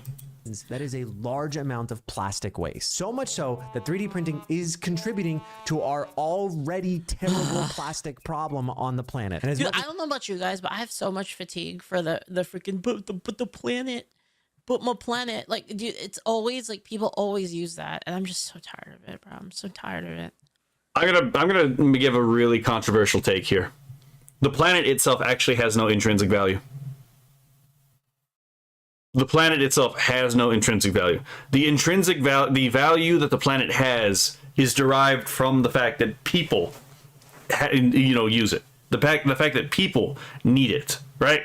If we were to, for example, diversify the human, civilization to include Mars, Ganymede, Venus, what's another one? Europa, let's say, and the moon, right? The Earth would still have value to the people on Earth, but Earth probably wouldn't mean as much to a person living on Ganymede, let's be perfectly honest, right? And right now, Ganymede doesn't really matter that much to the people on Earth. The thing that makes Earth valuable is the fact that it is home, right? And it has no intrinsic dignity. It has no intrinsic value, right? Man is what gives the Earth meaning, right? And man has the right to pursue his ends, and capitalism is the method through which man is able to pursue as many of his ends as is possible with as little cost to himself as possible. But that's when it's not bogged down with managerialist, bullshittery. Okay, let's go here. Oh my god, hold on, there's a decent chunk. Let's see. Kianella says, oh my god, math, my enemy. Yeah, fair enough. Bill by the hour, then oh my god, stop with this business math nonsense. You can find ways to reuse, recycle anything. Yep. Let's see. Drathshadis. Saw a couple of your vids, liked them, especially the one where you broke down the Skybrowse video, no fox given. Oh, thank you. I'm glad you enjoyed it. Fushiji said, I'm so fucking tired of climate fuckery. Yeah, I mean, I also remember a number of the claims that were made by climatologists back when I was growing up that never really came to fruition, right? And I have a sneaking suspicion a lot of the claims that are currently being made now just are not going to happen. Just saying, right? It turns out it's really hard to predict the future, and I don't think anyone really is going to successfully predict the future anytime soon. Kionala said, feed the plastic eating bacteria, right? Let's see. Fushizi says the value of the planet is the resources it provides, the space it provides, and sentimental value. All of that comes from human beings. None of that is true without the human beings on it in the first place. The Earth only has value because man is the arbiter of value. I'm so tired of it. Go build nuclear power plants if you want my planet or something like that. It's just what are the odds that this person may or may not support nuclear power? What are the odds that this person has any idea what an atomic battery is, right? So tired of it, bro. Like, people try to convince you that a lot of these plastics are recyclable. They're not. I actually could only find like one girl on TikTok who recycles her plastic. Day 3, I am getting. Is it that she recycles her plastic and or that no one else does, or is it that the plastics are recyclable? Give me what type of plastics are being used. Notice that they never tell you this, right? What plastic what are the plastics actually used? Why and why not are they recyclable, right? I'm closer to having recycled filament. And she takes it from other people and makes things. I am taking. I thought you said that it wasn't recyclable. I thought you said the plastic wasn't recyclable. So if it's not recyclable, how is she taking it from other people to then use it herself? Failed prints that people. Redtrack, thank you so much for this. Sadly, I have all of those rock 3D prints. 3D printers aren't easy to use. Not all 3D printers have the same material. Some are too small. You need space. And a lot of humidity. Like, fuck, yeah. It's true. Like, humidity itself, like, really ruins filament. That's why people do a lot to keep it dry. Send me and turning them into new recycled PLA that you can use on your 3D printer. So this is That's cool. That's cool. I love that. Oh my god, it's almost as if the market came up with the solution. Right? Remember that thing that we were talking about in Nicola's stream about some of the criticisms of AI, like of AI in general, and that like how a lot of the issues have already been solved, right? It's just no one is talking about how the issues are being solved, because it turns out that in a free and capitalist system, when people find a problem, when people see a need, the need eventually gets filled by someone. Yeah, this person apparently took Mr. Bigwell's position of see a need, fill a need, right? Oh my god, it's almost as if the market has a solution, right? It's just maybe some people need to know that the problem exists in the first place. Because here's the thing, if you don't know that the problem exists in the first place, that's the reason the solution never gets found. Let's see. Fushizi says, I am especially tired of it because I'm in Canada and the climate bullshit is why I can't afford food right now. Yeah. I mean, the earth exists for man, not the other way around. Kionella says, that girl is awesome for doing what she's doing. I would agree. Fushizi, it's almost like PLA is the thermoplastic, not the thermoset plastic, right? That's great. End up in a landfill. See, this is an amazing solution to this, and like I'm all for this. Basically, like someone like making a business like this, and this is like kind of the innovation of just innovating to like solve problems. I think like this person truly has the right to bitch about landfills. I think because she's actually trying to help the problem rather than just being annoying about it. Now, yeah, and you got to remember, all of these people bitching and moaning about this stuff, right? They want money to go to solve some of these problems, right? But, you know, the issue is like, again, they're not the ones paying the actual fucking bill, right? They demand that everyone else give their time, give their fucking availability, their productivity, their patronage, right, to solve these problems. When, again, a lady like her actually does it on her own, right? And hopefully she's making money off of this. Because I could definitely see how you could potentially make money off this. And if she can make money off of this, hopefully she is making money off this. But this is Giga Chad. Through my line and becomes new filament that I have on my TikTok shop. Some people do melt down things and make molds, but that's rare. Actually, it's incredibly rare to recycle anything. Most of the... Okay, then the statement you made earlier is a fucking lie, is it not? You just said it's not recyclable, and then you come on and you give an example of a lady recycling the plastics, and then you point out that that these plastics can be used in molds. Oh my god. I hate these fucking pseudo-intellectuals. Anyway. Hello, Captain Rudy. PLA is also plant-based, so what's their problem? Their problem is their control of the culture is slipping from their grasp. Fushizi says thermoplastics are reusable through heat until they break down. Thermoset, once heated, that's it. It's done. Maybe he meant to say that a lot of these plastics are thermoset, but he didn't exactly say it, right? So he's leaving it up to be inferred, which, considering he's the one making the video explaining to us why it's wrong, maybe he should have considered that. Let's see. Kionella says, this hater is showing the counter arguments to his bitching. Yeah. Again, it's like, he literally, did he not? Hold on, I have to rewind this. Because I'm pretty sure he just shot his own, like, argument in the foot. And becomes new filament that I have on my TikTok shop. Some people do melt down things and make molds. Again, some people do melt down things and make molds. It's like, brother, what the fuck? You just said it wasn't recyclable. You were describing recycling.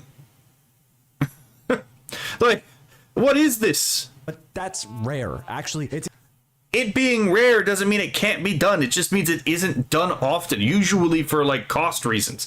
But again, if you can recuperate those costs by selling it to someone who can then make it into a filament and then sell it themselves, right? Maybe you can actually, again, solve this problem. Let's see. Let's see. Fushizi said it's not recyclable. It's recyclable, but that's bad. Just a couple more steps to go. It's recyclable, but that's rare. And it's recyclable, and that's a good thing, right? Let's see. Captain Rudy says all 3D printed printer films can be melted down and remade into new filament rolls. Helps reduce waste and makes for interesting and unique color. And that's what I thought. I'm pretty sure, again, like the thermal plastics are not thermal set, right? Because again, oh my god. I'm glad I have people who actually do 3D printing themselves in the chat, right? Let's see. I'm not reading that, Captain Rudy, right?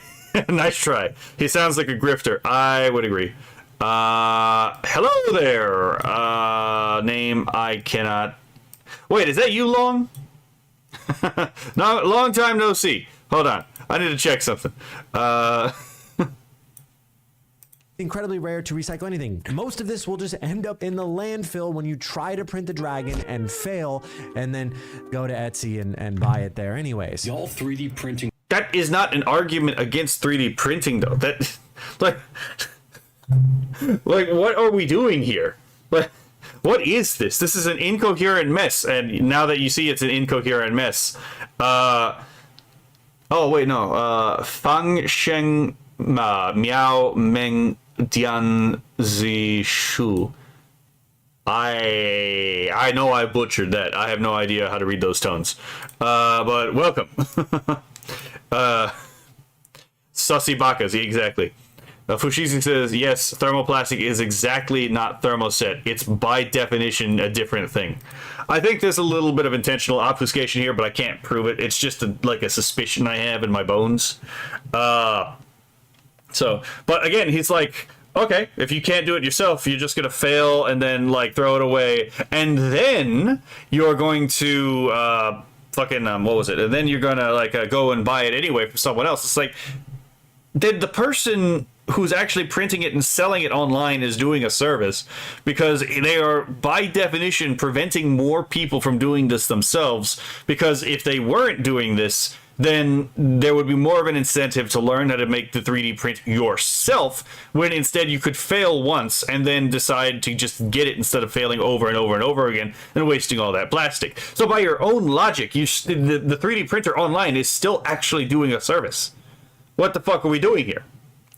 Captain Rudy says, I prefer using PETG filament over PLA, but on multiple print head printer, PLA makes for good supports. Fair. Fushizi says, that is why we have two words, thermoplastic and thermoset. Yeah.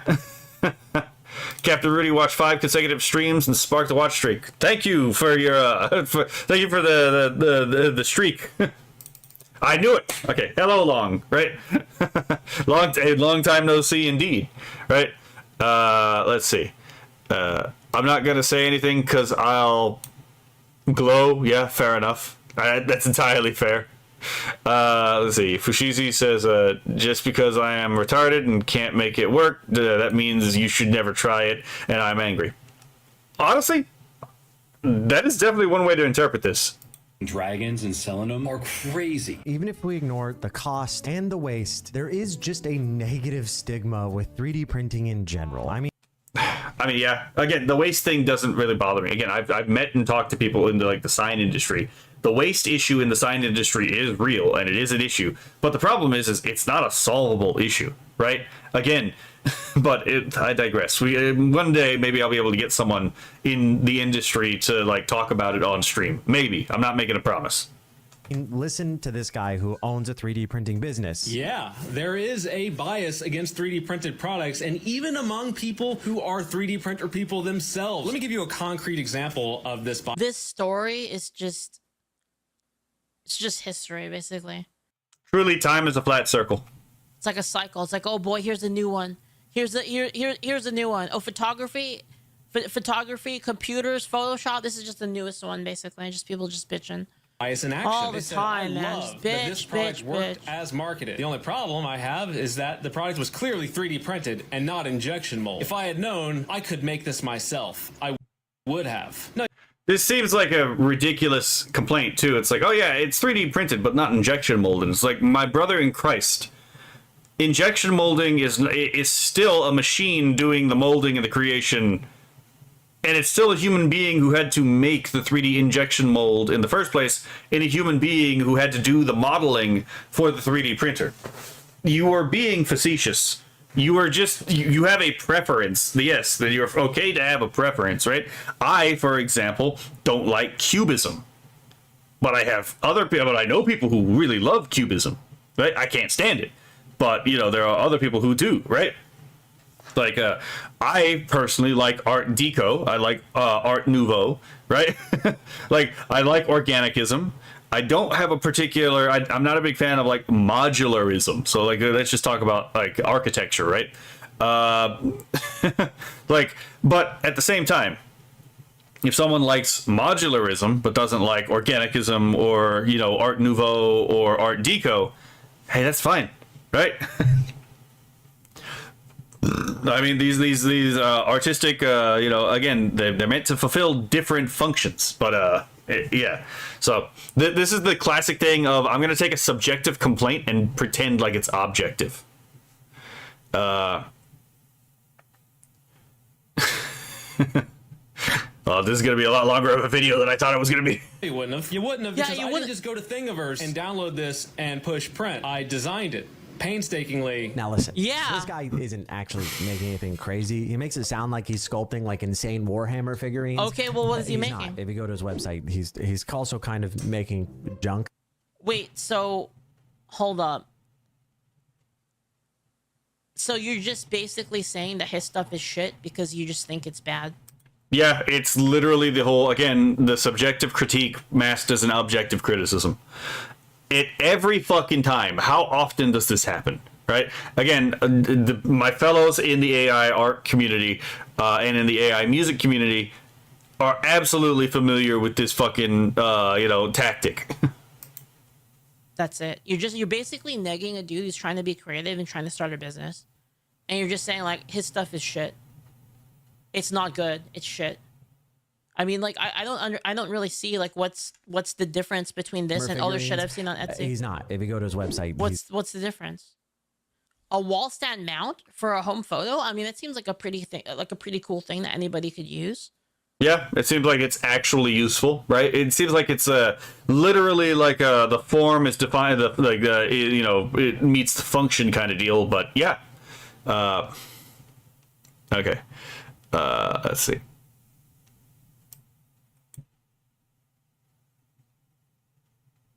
So Keanu said it's not solvable yet, like with coal and its waste. Let's see. Captain Rudy says, starting out in 3D printing world is a lot of trial and error and money in figuring out how your printer works and getting it to print properly with what you yourself want to print. Yeah, but that's like any new skill, is it not? Any skill takes time. It is costly in terms of time. And yeah, money is for most people a representation of their time. Kura says, wait. So by his logic, protests need to stop to prevent waste of plastic on the sign and other components. Checkmate. I mean, I would agree, right? Captain Rudy said, my dad gave me my 3D printer and I still had to put a few $100s into it to get it to work the way I want it to. Lots of trial and error. Yeah, again, like, these people don't care about the reality of the situation. It's removed from the hand of man.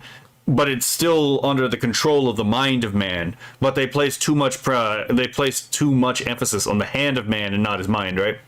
Long says, my name comes from the question, do androids dream of electric sheep? Meaning android cat dreams of electric mice. Oh, that's interesting. By the way, do androids dream of electric sheep is a great short story.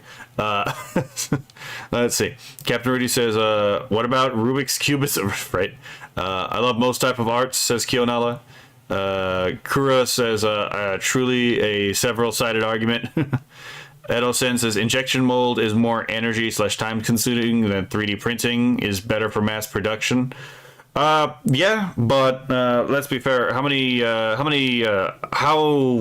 is it good? Not how much. How plausible is 3D injection molding for, again, an artist, right? Who wants to potentially, what would you say, increase his productivity on his own, right? See, Captain Rudy says 3D printing is the best for doing custom jobs. Yes. Edo said, and for prototyping. Okay. Let's see. Captain Rudy says, then there are those who set up 3D print farms so they can print lots of things at once. I don't really see a problem with that. And it just has like a nice look to it. He like designed it. I mean, it looks kind of aesthetic, I think. I just don't understand. Like I don't get it. Like, what's the? You've got like a Leaflet is struggling on the fact that, again, this person is almost certainly working on what I call an apophatic definition of art, right? I can't really do an apophatic reasoning is I can't tell you what something is, but I can tell you what it's not, right? So then I am not subject to being held to my own standard because I don't have to define what something is. We do know, though, we do have a definition for what it's not, though, so I can hold you accountable for that particular issue, right? And this is almost certainly someone who believes that, like, again, like the human spirit is somehow intrinsic to the arts, when it's like, no, it's not. Art is a concretization of a metaphysic. Like, the function of art is nothing more than to be contemplated, right? Like, what practical function does, for example, a song or a painting actually serve? It serves no other function outside of having been contemplating and moving the soul one way or another, right? Either through like being like through dislike, or like what would you call it, like vibing, I guess. But again, you have to contemplate the thing, think about it, right? There has to be some kind of contemplation in the art in order to elicit the effect, right? But yeah, most of these people, they work on an apophatic theory of art, even if they aren't going to directly say it. Like adapters here, like solving these problems that people would have with like junk, these different things. And you know what? Leaflet is right. Like, he's actually solving problems, and if that's the case, we also might just have another example of someone who wants to stand up for the arts, but then again, they're not really standing up for the arts. They're actually arguing for the immiseration of the artist and the customer. Right? Happens all the fucking time. Much better off made through traditional methods like injection molding, a method that a large portion of the Chinese manufacturing industry has perfected. And before commenters, so again, as a private individual without access to a a workshop like this, can I do injection molding? How much does an injection molder cost? Let's compare that to the cost of a 3D printer, right? As someone who would potentially have a family business, right, and run it as a family business, which one is more cost effective, the injection molder or the 3D printer? I think that should answer itself. Wait, what? Hold on. Tell me how expensive a mold is or whatever. What? Again, these people live in the abstract, right? Well, it's like, oh, abstractly, this is what should be done. But they never really live in the concrete. They never actually have to give the answer to the question. It's like, all right, how much does this cost, right? What is the learning curve, right? How easy is it for me to get this? How easy is it for me to diversify? Because again, injection molding may be better for getting like a 3D like product, but at the same time, the 3D printer gives me the benefit of being able to do more than one thing at one time, right? So there's already a benefit to the 3D printer that the injection molder doesn't have. Because yeah, sure, maybe you can change out the molds in the injection molder, right? But I don't have to have that same limitation of I'm limited to these particular molds under a 3D printer. That alone gives the 3D printer a wide array of versatility that an injection molder doesn't have. And that's just something you can understand like just right off the bat. Wait, literally just, why not just go to China and get it injection molded? Well, okay. This person also kind of seems like he's having a bit of an issue with this being like a small business thing, right? And I have no problem with there being like small businesses that sell little knickknacks, right? You want to guess how women helped, helped the family make money back in the day, right? Before everyone literally got involved into the same workspaces. A lot of it was literally just making knickknacks and selling those knickknacks. There's nothing wrong with that. Listen. Creating a thing.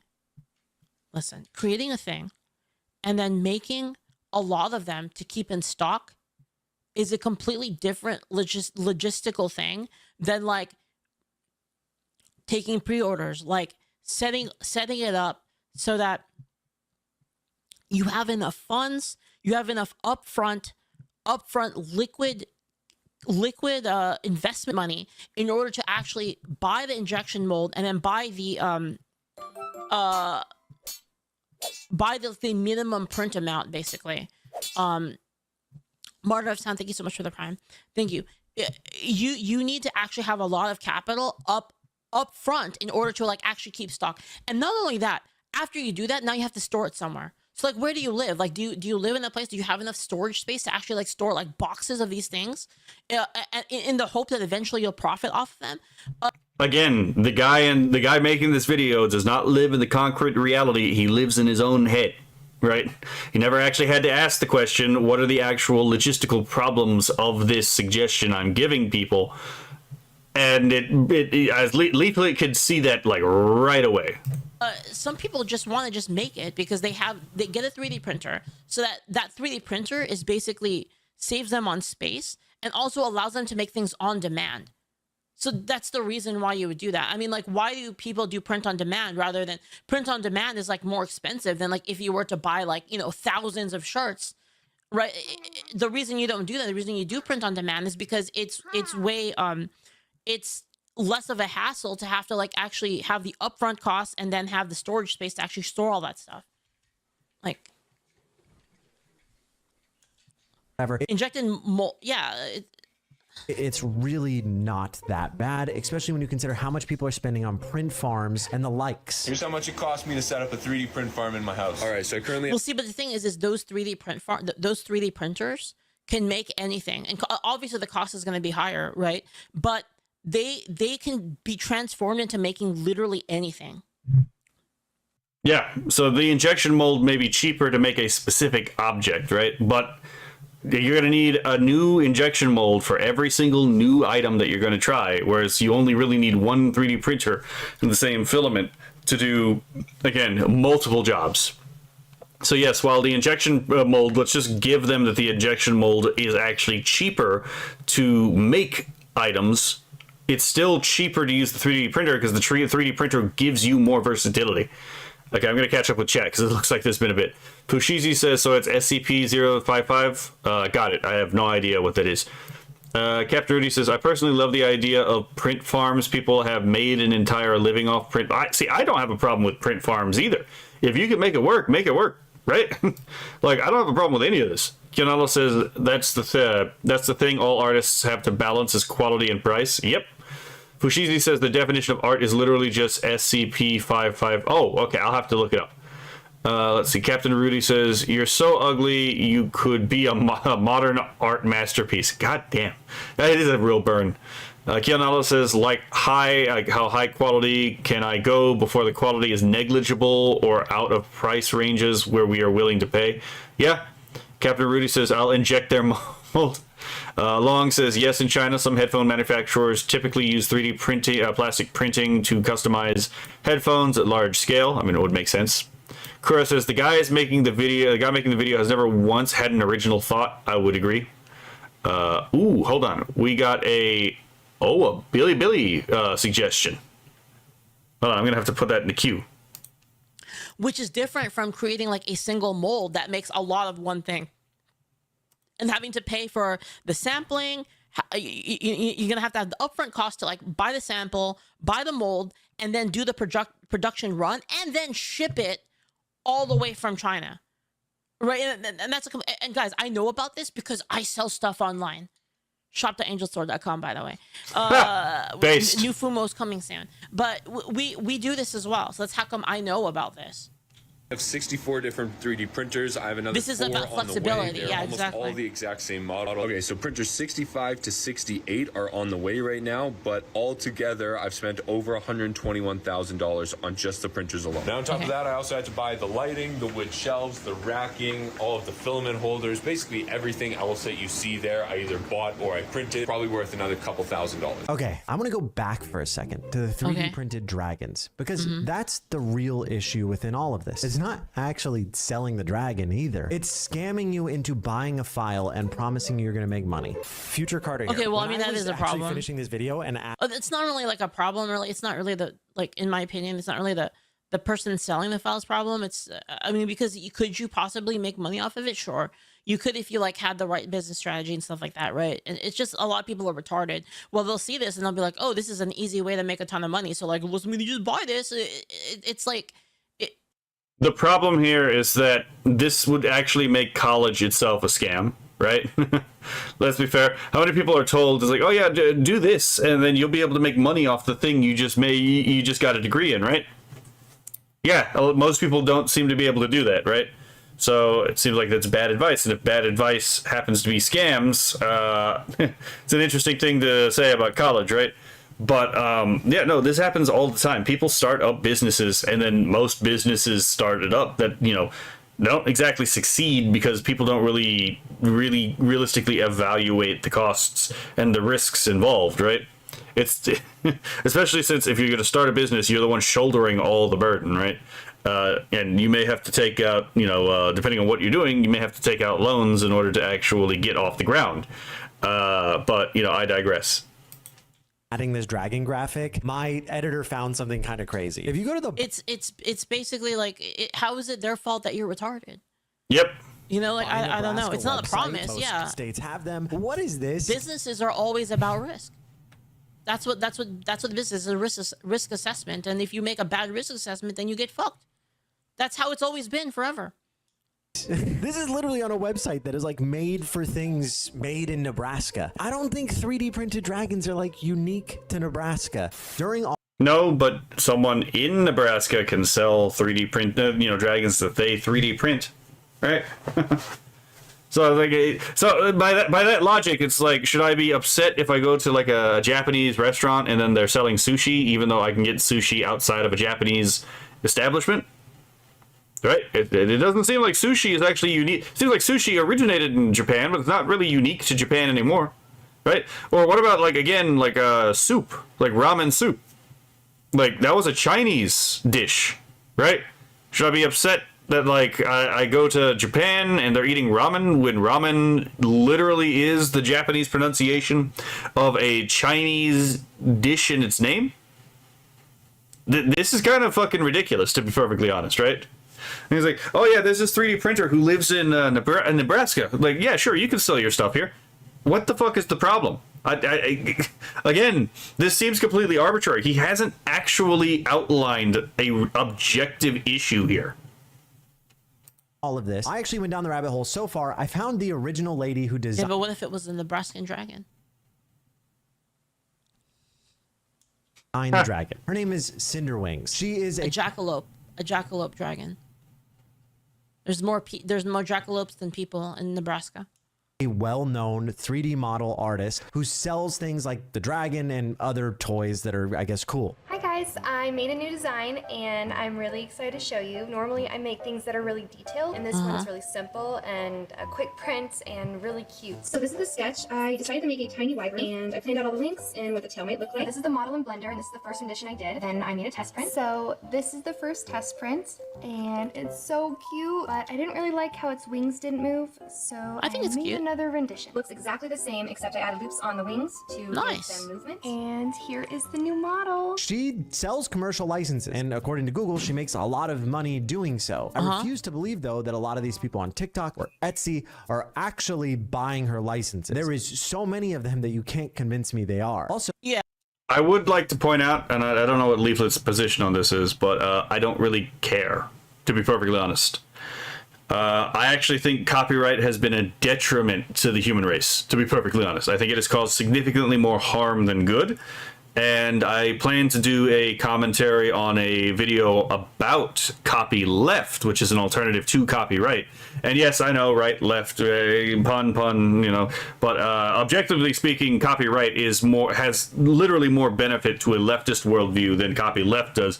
And copyleft actually has more benefit for a right-wing worldview, ironically enough. We'll get there when we get there. But long story short, intellectual property has been an absolute disaster for the human race. Like, again, all these large companies, they get big by using other people's intellectual property, right? You know, like Disney's like, oh yeah, let's do Beauty and the Beast, right? Let's make our own version of Beauty and the Beast. Let's make our own version of the Little Mermaid fairy tale. Let's make our own version of Mulan, right? Let's make our own version of the fucking Hunchback of Notre Dame, right? Let's make our own version of the story of Heracles. Let's make our own version of like any one of these other like classic stories that are not copyrightable because again they're so old, which by the way already undermines the entire point of like property because property doesn't expire. But anyway, I digress, right? And also, again, property and ownership is the result of scarcity, right? The whole point of property is that, of ownership is the idea that, again, scarce resources need a final arbiter of how they're used in the case of a dispute in how to use that property, right? And it turns out ideas are not scarce. So, again, I have a lot of issues with this entire argument that it sounds like he's about to start up with. But, that's just because, again, almost certainly leftist inflected American. Yeah, or Australian. I don't fucking know. Piracy is a thing. I haven't heard an oi cunt, so I don't think he's a real Australian. Yeah, I know. We know. So that's what a lot of people are doing. They're stealing designs from people like Cinderwings and then selling them to other people. So I start every morning. Yeah, if you're selling a thing that is basically a static digital product and it can be copied, then people will copy it. Yeah, that part should be also if you put the fucking like designs, if you put the actual 3D files online, people will copy them, right? This is not that hard. This should be fucking really intuitively obvious to anyone who actually uses the web. Or bad actors. There's always bad people that will do that. Yeah, sure. True. Looking at the newest files on Cult 3D, and I just sit and scroll through all the new ones, and then this pops up. And I know this design, this is MacGyver's octopus, and someone is selling his octopus, or not selling it, but giving it away for free, and 36 people have already downloaded it for free. Yeah. That's not okay. It's his design to sell. He owns it. Nobody else should be able to sell it unless he states. I don't know if Cinderwings knew her design would get so popular or if she's aware of people re-uploading it and selling it without a license. Cinderwings is one of many people who sell the STL files. The difference with her is I've never explicitly told her that that's going to make you money because like a lot of things within 3D printing, there's a ton of get-rich-quick scammers, which brings me to there's that in every single industry has that. I should totally do that, guys. That's going to be my new grift. That's going to be my new grift chat. I'm going to tell you how you can get rich. You in chat. You can get rich making Fumos, and I will teach you how to do it. I have a workflow for how you can make your Fumo dreams a reality. So this man literally just saw there were some bad actors in this particular industry and decided the entire industry is bad. Okay. We're truly dealing with an intellectual giant here, right? Anyway, let's catch up with the chat, right? Okay. So Fushizi says SCP-55 is the quintessential anti-meme. You cannot describe it, remember it, anything about it, or what it is. You cannot interact with it. You can watch it, but you will never know what it is, and the only info you can remember is what it is not. Captain Rudy says, sounds like the SCP version of the game. Kionala says, isn't most 3D prints fairly sturdy if you're not stupid about keeping the end product? Don't keep it in the sun like all plastic items. Yeah, I mean, you're not wrong. If you take care of it, it'll last longer, like anything else. Fushizi says, the go-to description of SC-55 is that it's not round. Captain Rudy, Fushizi says, at Captain Rudy, it is literally an SCP from the SCP Wiki, lol. Captain Rudy says, at Fushizi, I'm not doubting that, lol. Have you ever played the game? Okay, well, they're talking about the game right there. Hello, Space Phantom Ranger. Now it's good to know that you can use a part made off a 3D printer to make a mold. Lots of people who do metal/melt cast videos on YouTube do. I mean, yeah, actually, that's a pretty good point. We can now use 3D printers to make molds for mold injection. So now it seems like, again, there's still a benefit to getting the 3D printer, right? Let's see. Kionella says it's cool dragon. It's a cool dragon. Yeah. Captain Rudy says, okay, they're still talking about SCP. Okay, it's storming outside, so hopefully I can get through this before my internet cuts out. On Kildan says, if we're talking about Japan, we need to talk about Ado. Oh my god, yes, Ado. Oh, I love her art. I love her fucking music. Captain Rudy says, I hear she's a rock star. Fushizi says, that's... Okay, they're still talking about SCP. On Kel says, because goddamn the voice on that girl.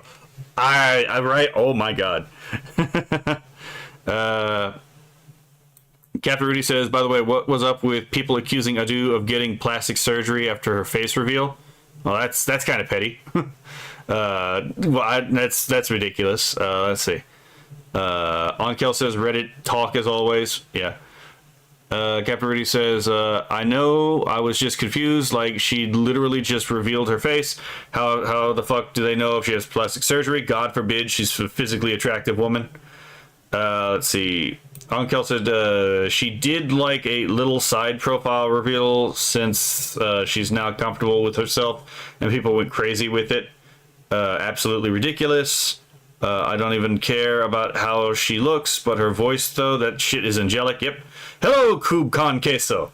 Oi, cunt. Let's see. Onkel says, I listen to a lot of different music, metal mostly, but even I became an Adu fan after Crime and Punishment, right? Kub Con Queso says, been in the room for less than 15 seconds and Twitch slapping you with ads, for fuck's sake. Right. Let's see. Captain Rudy says, automod. Let's see. Kuro says China does not have copyright laws. Last I checked, could be wrong. I think it's more along the lines of like China doesn't respect the copyright laws of other countries under certain circumstances, right? It's a bit of an issue that. God damn it, Rudy! It's one of those more complicated issues. Fushizi says they don't. It's fully Wild West, and I'm kind of jelly. Me too, super jealous. Let's see. Coupcon Queso says China has laws but lacks enforcement with each business. Factory is CCP infested. We have no protection. Well, then it's not CCP infested. It's like what happened in Germany in World War II and in like Italy during World War II, right? The party actually is the real owner of the business. So it's not infested with it. It literally owns the business. Kionala says the bad actors and everything. Yes. Fushizi says Lost PLA casting is an entire industry of its own. Onkel says Adu Rebellion gets me pumped up for any game. Fushizi says, wait, it's storming here too. Are you in Canada? No, I am in Texas. That's about as close as anything I'm telling anyone about where I am. Let's see. Book Hele says 5, fair enough. Counted 5 drinks. Now I'm going to have to stop saying that I don't want anyone to get drunk on my watch, right? I believe he's Texan. Yes, I am. It's storming here in Minnesota too. You almost had to take another shot. All right, back to the video. We're gonna do it. Might not be one of those, but also the thing about this is it's not always a quick get rich quick scheme too. It's like sometimes people just don't understand what they're getting into when fucking like they try to start up anything at all, right? And it thinks you just blow up way out of hand. It's just a thing that happens, right? It doesn't mean that what they were getting into is a scam. Oh no, my venture at X, Y, or Z capacity didn't pan out the way I wanted to. It was very clearly a scam. Fuck off, right? Like, I hate this fucking, like, oh my god. I hate this scope. Gives the vibes of it. Made $347,000 selling. Road Dragon, thank you for the bits. I have most of her 3D printed dragons. They cost like $3 each. The commercial license is a separate charge. We have the option to get via Patreon, and most of them are dirt cheap, like $1 to $5 a month. Yeah. I definitely think that's a cool thing that she's doing. Like, I think that's really cool, and it's like it's a cool exchange. It's like you buy. But the problem is like, again, you can find any anime or movie or TV show pirated online. You can find any comic pirated online. So what makes you think that if you put your digital files out there, that they're not going to be pirated? The design from her, but I mean, obviously, there's going to be people that are gonna pirate it, right? There's going to be assholes that do that. There's always going to be people that do that. There's nothing you could do about it except for like maybe. Now, I have controversial opinions about piracy, but we'll get to there in a later stream as well. I don't really think people understand when I say, like, I'm a lot more radical on some of this material than people think. Yeah, I'm not joking. I'm probably going to, like, shock a couple people what my opinions are on some of this stuff. Like, you do it as a subscription where you'll release the... You have to have, like, some kind of ongoing thing or provide some kind of value that... Or make it so easy that people don't pirate it. Like, those are, like, the ways around it. This guy just... Thanks, Kettle. Yeah, to be fair, just so I can give a slight taste, I actually don't think there's anything immoral in piracy because, again, I don't believe in intellectual property as a valid type of property in the first place, so... Well, thank you. These 3D printed spheres on Etsy. What are these spheres and how can you sell them? So it's actually a 3D printed moon lamp, and I've made one for every single planet. These are definitely the most complex and cool things I've ever designed, and I just made all the files available to every single person who signs up to my Patreon. So this is... And again, you made it to where, again, it's actually possible to pirate your designs. Forge Core. He's pretty well known on TikTok for selling 3D designs, on his Patreon and other things. And of course, he's going to have a ton of referrals. He's going to show you how well they sell or how much money he made, like you did in that TikTok, and then convince you that you can do the same thing. I dove into Etsy scrolling these. Well, the problem is like the more people that sell it, you're going to have more competition, and then it's going to drive the price down for it, and your margins are going to be less. Yep. Again, the more supply there is, again, supply and demand, right? It's just how everything is. Planet listings. And something I noticed that's kind of weird is, first of all, none of them are his store. I looked, I couldn't find like a Forge Core. Oh, there's stolen material on Etsy? You mean like there's stolen art on Etsy? No, you don't say. It's not as if Etsy isn't fucking known for piracy. I fucking hate this criticism. Etsy is known for, again, just being, because this is the problem with any store that allows individuals to come in and sell whatever the hell they want to, right? Is you can find this on Amazon too. You can find stolen, quote unquote, intellectual property being sold in Amazon as well. You can find it on eBay. This is not an Etsy problem. This is if you allow this to happen, because just mechanically speaking, it's going to happen problem. Store. But it is a lot of people using the exact same watermarks and pictures, selling the same planet. So I'm gonna guess that's him, because 3D prints aren't necessarily hard and so many people have them that why wouldn't you just... 3D prints aren't necessarily hard, but let's forget the part where we said earlier that like you're gonna give up trying to do the 3D print. You're just gonna buy it from someone else anyway. Take your own pictures. I wouldn't doubt that he makes $347,000 or whatever, but my guess is it's from... Well, I mean, I guess we don't know if he allows them to use the pictures. I mean, you know, the Patreon that he plugs and a ton of his TikToks right at the end after he's convinced you that 3D printing is a viable business. And I just made all the files available to every single person who signs up to my Patreon. If you want the STL files for this, I have it on my page. Well, I mean, if he's literally making money and like succeeding during doing 3D printing, then 3D printing is a viable business. Is it a viable business for you and your circumstances? That's a different question. So please. I mean, But that's also not a thing he can really gauge. hold on. I mean, I'm sure you could make it a viable business. Like, I don't. He literally, again, just gave him. He literally just gave this guy the for devil's advocate. Okay, yeah, let's assume he succeeds. By definition, it is a viable business, right? I don't get why it wouldn't be. I guess you just have to. It's just like this is another just method. It's another method, but it's not like. How do I explain it? It's a means of business, basically, right? It's a means of business, and you have to figure out how to make it work for you, right? It's not like the total answer. It's not the panacea to your problems of Panacea. wanting to be a business owner.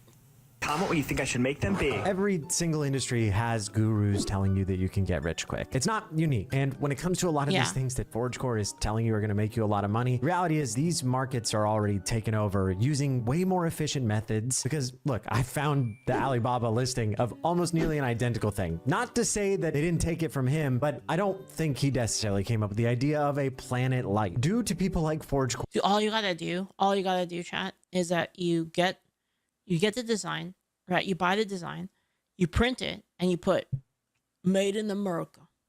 100% made in America. For all these people trying to clamor and start a 3D printing business are now invading spaces. Put a fucking American flag on there and an eagle. You know what I mean? Yeah, made in the USA. Meant for That's 3D right. printers. They're using it as a shortcut to get into crafts fairs, farmers markets, and conventions. Grabbing a file, hitting To be honest, I don't really care because I want to see more stuff at farmers markets. I go to farmers markets myself, and I want to see more stalls. I want more stuff to buy, you know? And then printing it off doesn't make you Michelangelo. In the same way... This is fucking absolutely projection. No one is actually saying this. This is something you came up with in your own head. And, like, I don't understand why you need to, again, put things in people's mouths. But, you know, it is what it is. Nobody said it did. AI doesn't either.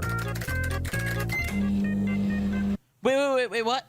The same way that using AI doesn't either. Shadow the Hedgehog fills the Chicago bean with Hot Ones hot sauce to celebrate the 4th of July and the Costco guys. Yeah, but see, like, this wouldn't exist without the person who made that. Like, it's quite a vision. Yeah, I mean, to be fair, if you just hit, again, random seed generation, let's say you gave one of these things, like, the ability to just, like, do a random seed generation, you would never get this image. Like, it would never happen. So, again, this is kind of, like, self-defeating, because... Again, you still need a human being to actually do this. But also, just to point this out, right? Because I'm going to be a little petty right now, right? Well, that was a flash of my light, so let's hope that I don't actually crash in the middle of the stream, right? Because that would be funny, but...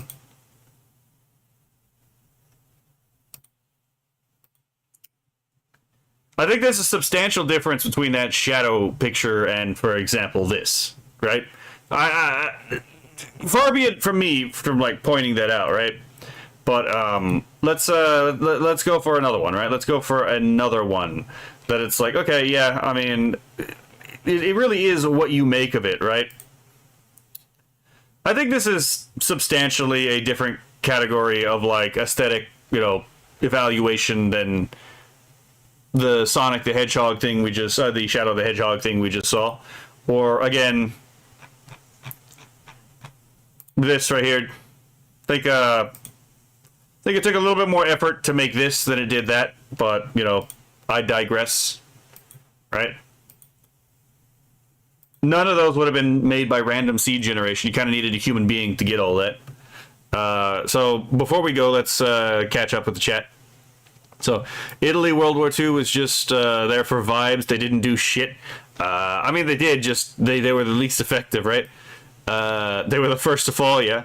Kubcon Queso says, correct. They have the final say in every aspect. So even if you have a great team of lawyers saying don't steal this, they can use CCP magic to say, but we are a developing nation. Oh no, they just tell you it's not. That you don't have any say in our country because your laws don't apply here. Also, I think China is one of the countries on the Security Council, so they can just veto any kind of like UN action. Right? Let's see.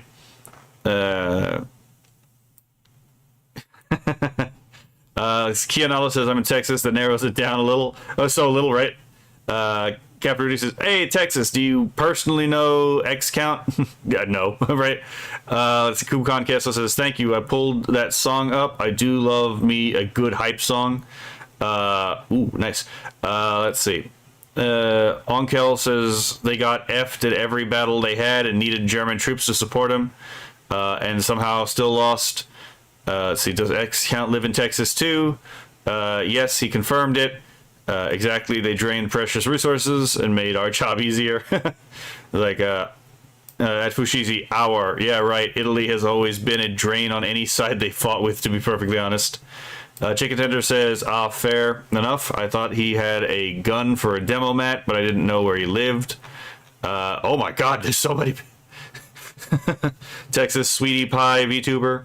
IS, the single shot 762 by 39mm AK pistol. Intellectual property is a thing, but as soon as you make it too expensive for normal people to buy it, then get fucked. We're gonna go full R, right? Kianala says, good luck finding Chinese movies or TV series that has English subtitles. Why does my current fixation have to be in a different language? Why must you be so awesome, Sun Wukong? Right? Edo Sensei says, I printed that moon I have on the laptop. Chicken Tetra says, yep, which is that's still why it's the real gun, but then again, it takes is a couple of drunk rednecks saying let's build this because it would be cool. Kubcon Tieso says, Texas and Oklahoma guns are check yes for yes. Captain Rudy says there are websites like printables.com where you can post print files of other people to use. Some other websites allow you to set up a paywall so people have to pay a subscription in order for you to access print files. Kubcon Kesso says I need P80. My P80 needs to be finished.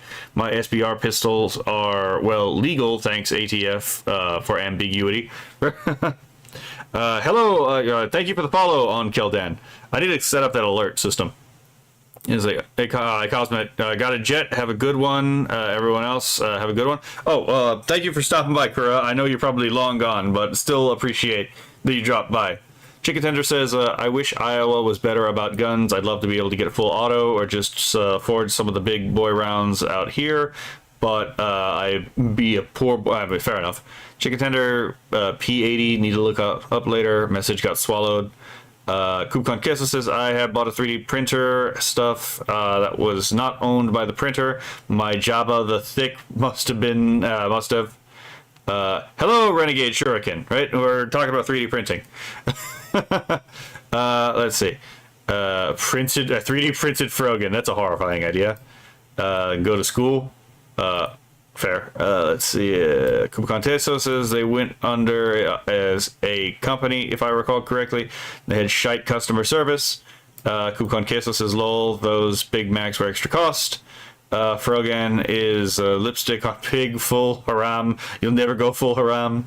Let's see. I got something that I can't put in their mouth. God damn it. Onkel says, hey, let's be fair here. People that come up with shit deserve compensation for it. I mean, yes, but the compensation comes from more or less, the compensation should come from, the actual service rendered, not the intellectual property itself, right? Because functionally speaking, intellectual property actually encourages laziness, because once you make something, there's less of an incentive to make more things. This is why you have oftentimes authors sometimes make a really good book, they get quite a bit from it, and then they just don't make anything else. There's been many occasions like that. Looks like some Warhammer shit. Let's see. I'm sure Frogan has plenty of cheese.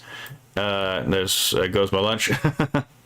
Not so easy. Iowa doesn't have a lot of great paying jobs, and I've got a decent job for where I live, but not enough to pay for the house and other things. That is a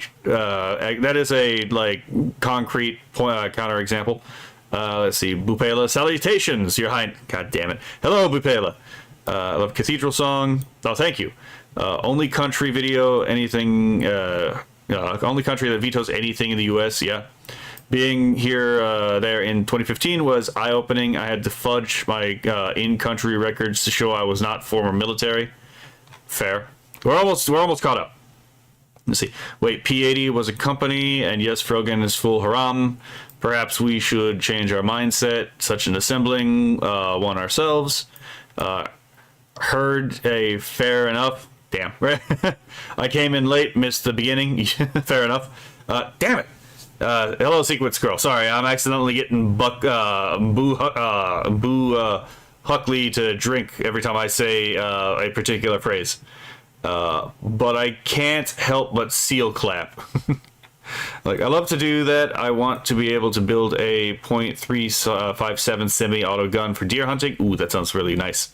P80 is also a ubiquitous term, but there was a company, polymer80.us.com is the old site. Let's see. Kupkan Kissa says, a prostitute doesn't get paid for the creation of the Vagu, only the use of it. Well, that's true. The problem with the intellectual property laws is that, again, property is something that is made for scarcity purposes. It's like the exact function it serves, to distinguish possession from ownership. The problem is ideas aren't scarce by definition. Let's see. Then why come up with shit if people can just copy it and make money out of it if you ain't gonna get anything out of it? Well, the same reason people have been doing that for, like, literally since before copyright was really an issue. Right? People still invented, people still made, people still did all this. Oftentimes they were just smart enough not to let their blueprints and plans out. That way, again, they would be the ones to have the keys and actually make money off of it. Just because you figure out how to do something doesn't necessarily mean you have to tell everyone how it's done. Let's see. Onkel says, it's a debatable issue, to be fair. Yeah, there's pros and cons to it. Kubcon Kissa says, anytime I love spreading good info on pew-pews. Love my aromatherapy. Kionella says, I have to head to bed. Good night to Cosmic. You have a good night, Kionella. CubeCon Queso says, dang it, I used there instead of there. I had the olds. Captain Rudy, okay, we're almost there. There was a website like printables.com where you can post your print files. Wait, okay, we already read this. And then Buckley said, is 3D printing the most efficient statue maker? It depends. How many are you trying to make? Quite a vision. I mean, I don't know. It's interesting. Okay. Yeah. Maybe it means something. I don't know. A 3D printer is a tool, not a shortcut, like AI. It is something that I have seen amazing things come out of. I have seen the most amazing Warhammer figurines that are printed, but then painted and sanded and look beautiful. We also have to mention the origins of 3D printing. Prototyping, building things that are going to be used in a bigger application is a huge part of 3D printing and an amazing use of it. A 3D printer also saves cosplayers and designers a bunch of time in trying something. But those people are craftsmen and artists. They're just using this to save themselves time and make better art. Something I want to mention is that... Yeah. Okay, so what was the complaint the rest of this video? You hear that? You better not be fucking 3D printing shit unless you're an artist. You hear that, chat?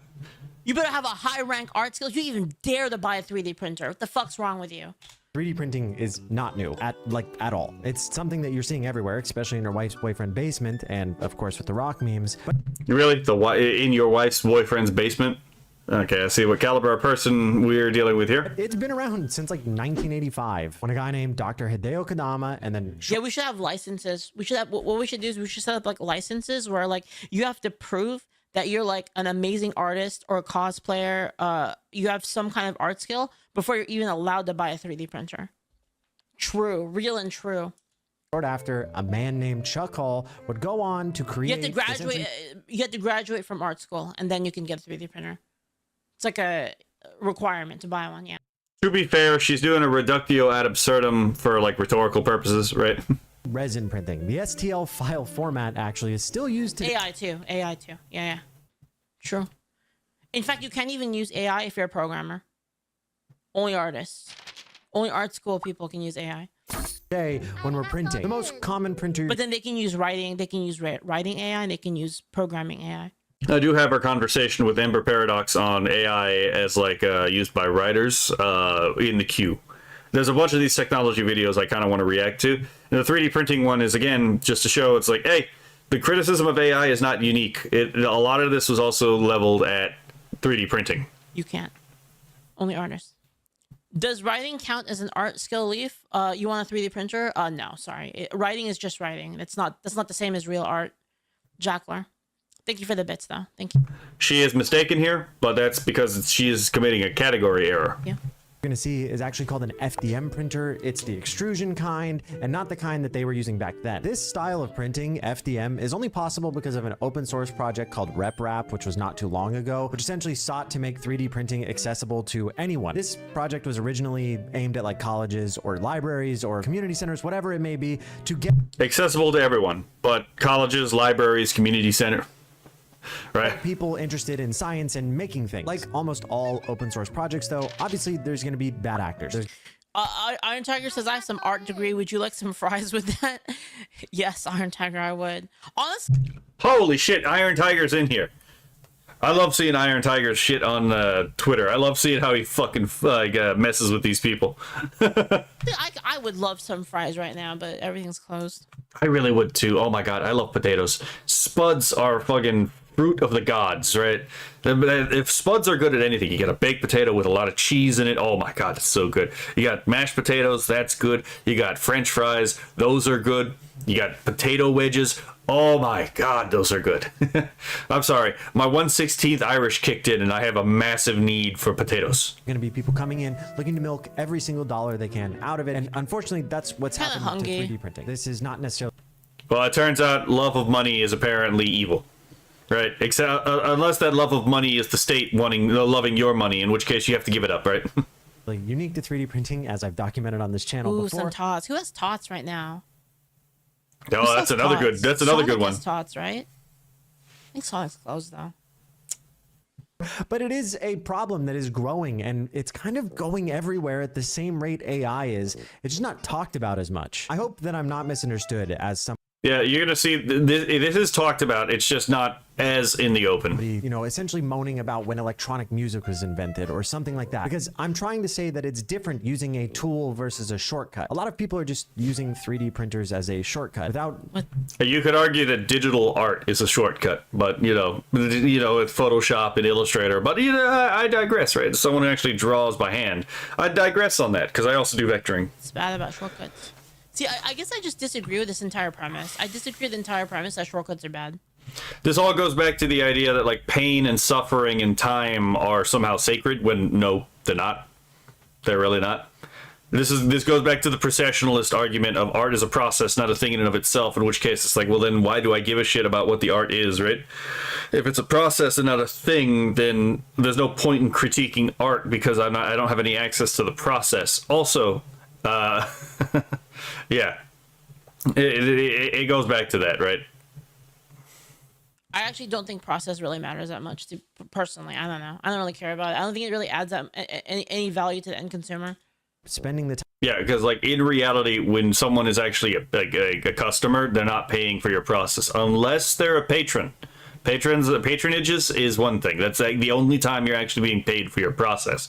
You're being paid for commission. You're being paid for your output. You're being paid hourly. You're being paid for your time. You're being paid salary. You're being paid for your availability. Right? As an artist, if you're working commission, no one gives a shit about your process. They're looking for an output. That's what you're being paid for.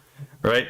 So it's like, again, if you want to be paid for your process, get a Patreon or a subscribe star. That's paid by patronage. Time learning actually how to make things. I'm curious what you guys think. Is this just... like if you learn how to actually make things? It's like, my guy, if you learn how to make things with the 3D printer, you're still making things.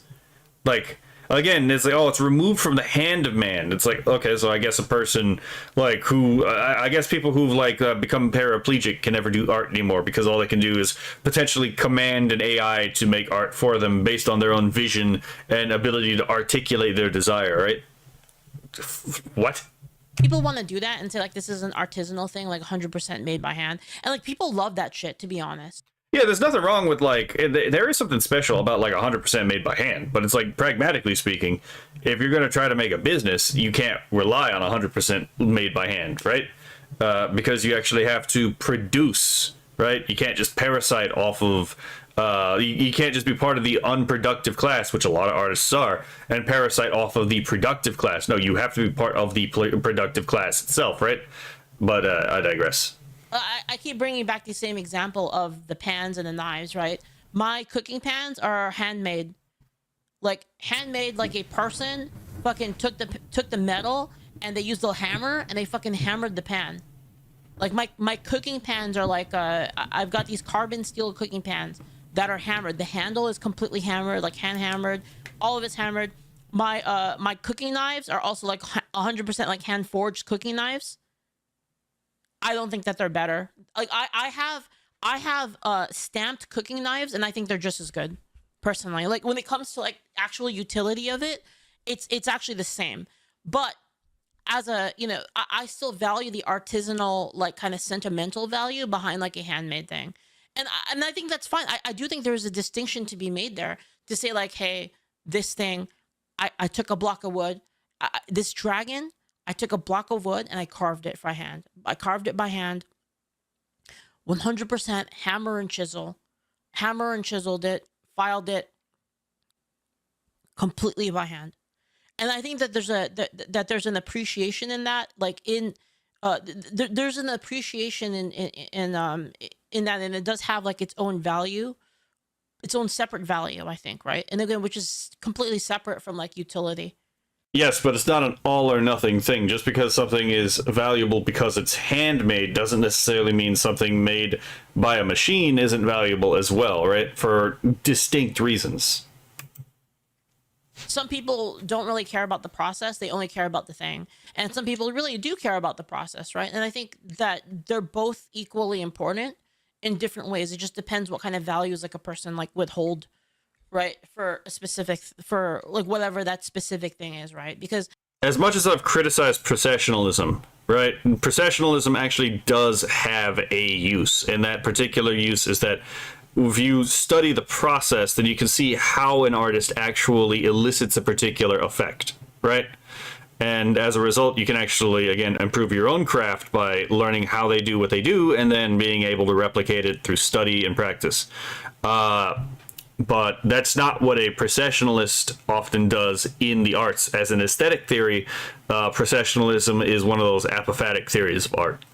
I am more of an objectivist when it comes to art. I don't think art is subjective. I really don't, right? I don't really give a shit about what you meant to say. I care about what you said.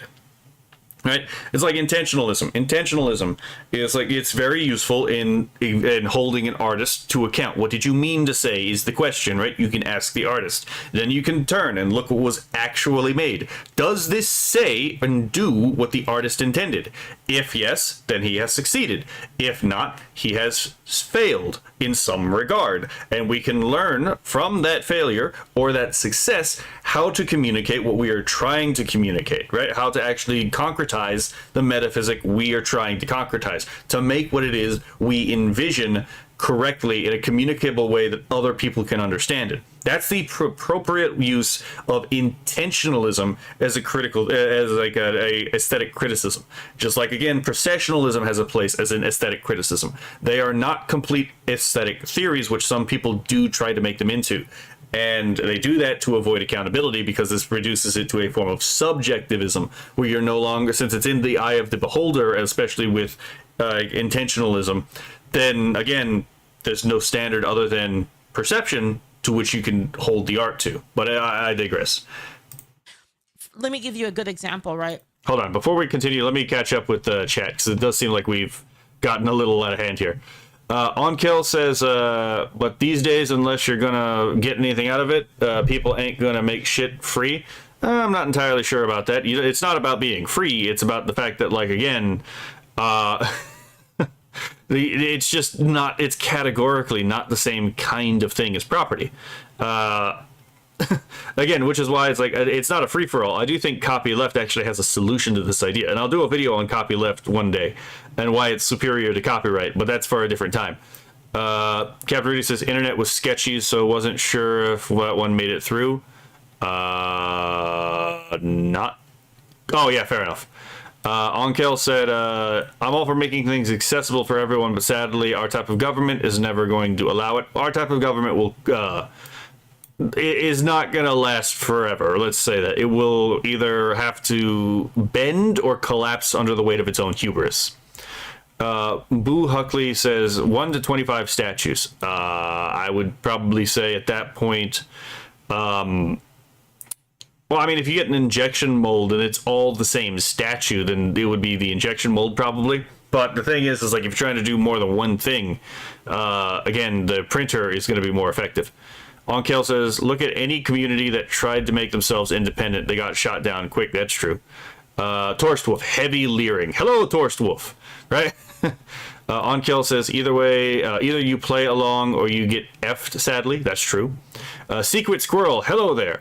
There is a loophole law that makes possessing certain files for 3D printers a crime. It's interesting. I'm going to have to look that up. Onkel says, our whole society is filled with bad actors. That's true. Secret Squirrel says, damn, she made me hungry. Agreed, right? Kubcon Kessel says, potato pancakes are a gift from the gods. I would agree. Squirrel says, fries deep fried in tallow. Yep. Sir Squinty Lion, hello there. Brother, I hopped into you talking about food. Now I'm hungry. Oh, sorry about that. Secret Squirrel says, damn, Leaf made me hungry with that comment about potatoes. Yeah. Let's see.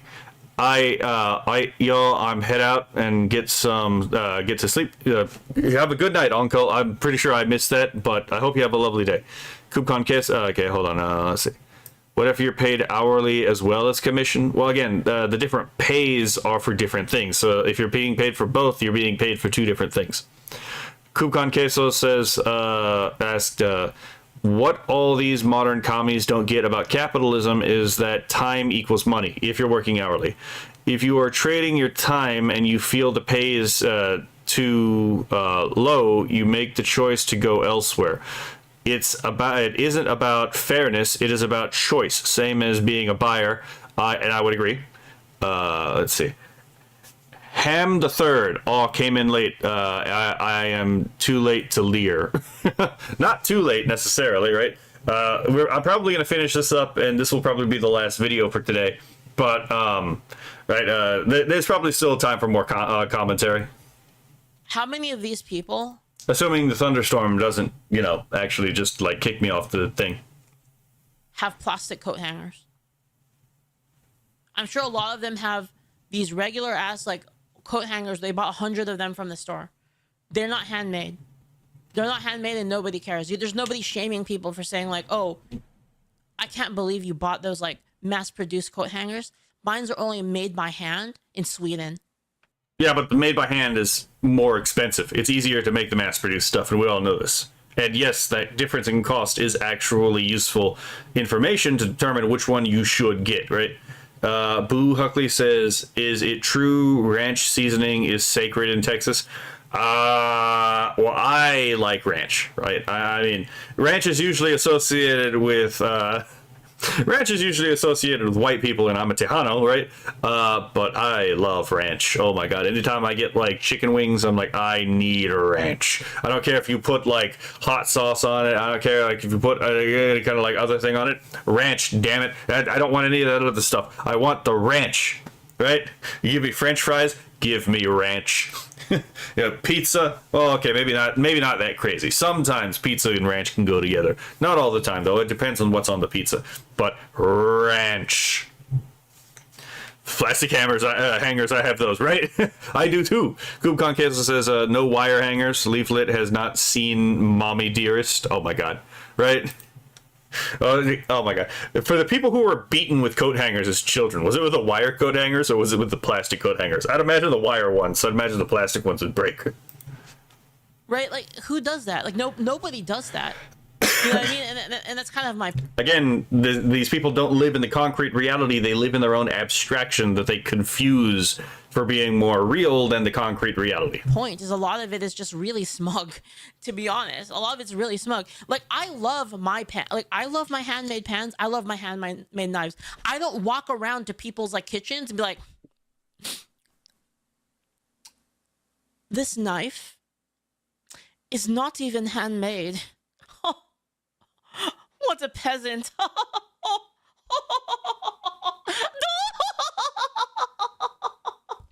Ooh, wire hangers? Ah. You see what I mean? Fair enough, Coop. You see what I mean? It's so smug. It's so smug and annoying. That's my point. Yeah, it's vanity. All it is it's basically fucking it's virtue mogging. That's all it is, right? It's virtue signaling for the purposes of, again, mogging your image, right? It's like that guy who went to Nigeria, not to Nigeria. It's like that Nigerian guy who went with the drip. Now, to be fair, he frame mogged everyone he was in a picture with. Let's be perfectly honest, right? But he went there to fucking virtue mog everyone, right? It's like, yes, I'm implicitly better than everyone else here. That's like the entire point of it. This is what's effectively going on here. Right, that ranch rant was hilarious. I try to be funny, right? Let's see. Ham the Third barbecue. Fair enough. Long says, "What time is it?" Well, it is 22:34 for me. Let's see. Kupcon Queso says, also as a Hispanic, the belt and chancla are real core memory fears. Yeah. Let's see. Current time for me is 10:35, says Chicken Tender. That's my whole point. Like, if you value the thing handmade, then value the thing handmade. Exactly. Why are you gonna go to someone else's house and be like, I can't, that door totally made in a factory. Like, ew. Like, bro, you know my clothes. Oh, she does have a cute laugh. You're right about that, Dan. By the way, hello, Dan H. Brown. Seamstress working in my sweatshop downstairs. I can't believe you don't have one. Unreal. Oh, you don't have cucumber ranch dressing? How vogue. Unique to me. Am I being too cynical or too harsh on these? Oh my god, what is that? You just reminded me of the Legends of Advantius fucking dressing joke. People, and tell me what you think in the comments or in my Twitch stream. All right, bye-bye. Like, am I wrong? Am I wrong? It's so annoying and smug. I don't know how else to explain it. It's just so annoying and smug, dude. I can't believe it, man. I mean, I would agree. Again, I think this is mostly an issue of, like, vanity, to be perfectly honest, right? Again, it's just virtue mogging. He's trying to, again, virtue signal to, again, make everyone else seem as if, you know, all these other people he disagrees with seem as if they're lesser. It's like, they're probably not, to be perfectly honest, right? Like, it's man. People on their manufactured homemade. No, I actually think that there's a lot. I think some of them look really cool, like those kind of like manufactured modular like cube homes. They're kind of cool. Like I don't know. I think for their own purpose. Like for instance, like if I wanted to get like a house in like buttfuck Egypt, and like I didn't really need the house to look really nice. It's just like something like I want to like maybe go to every now and then. Yeah, sure, just to drop a thing there. Who cares, right? Like, who gives a fuck, right? But then there is like some kind of value in like a house that's actually like designed and architected by like a person, and like I want to live there because like it's kind of nice. I really like it, right? I mean, there's nothing wrong with it, right? It just depends. It's different valuation systems, right? I don't really place as much emphasis on the human touch as some other people do. But again, I don't really believe in the magic of like the human spirit, to be perfectly honest, right? Is the human spirit important? Yes. Is it magic? No. No, it cannot really make meaning where there is none. It is that simple. Luxurious leaflet arc when? It also can't take away meaning from where it is. It's just, dude, all of this is so snobby. Like, am I the only one that thinks that? It's so snobby. Like, it's so smug and so snobby every fucking time, man. Like, rage baiting rich. Yeah, because the whole point is, like, we are your betters. That's literally the point. Tradition says we're artsy. Totally, man, totally. Okay, so since hopefully hopefully this stays stable and okay, yeah, I'm pretty sure this is it. But yeah, that whole conversation we had earlier just reminded me of this. I fucking love Legends of Evantris, by the way. They fucking make me laugh all the time.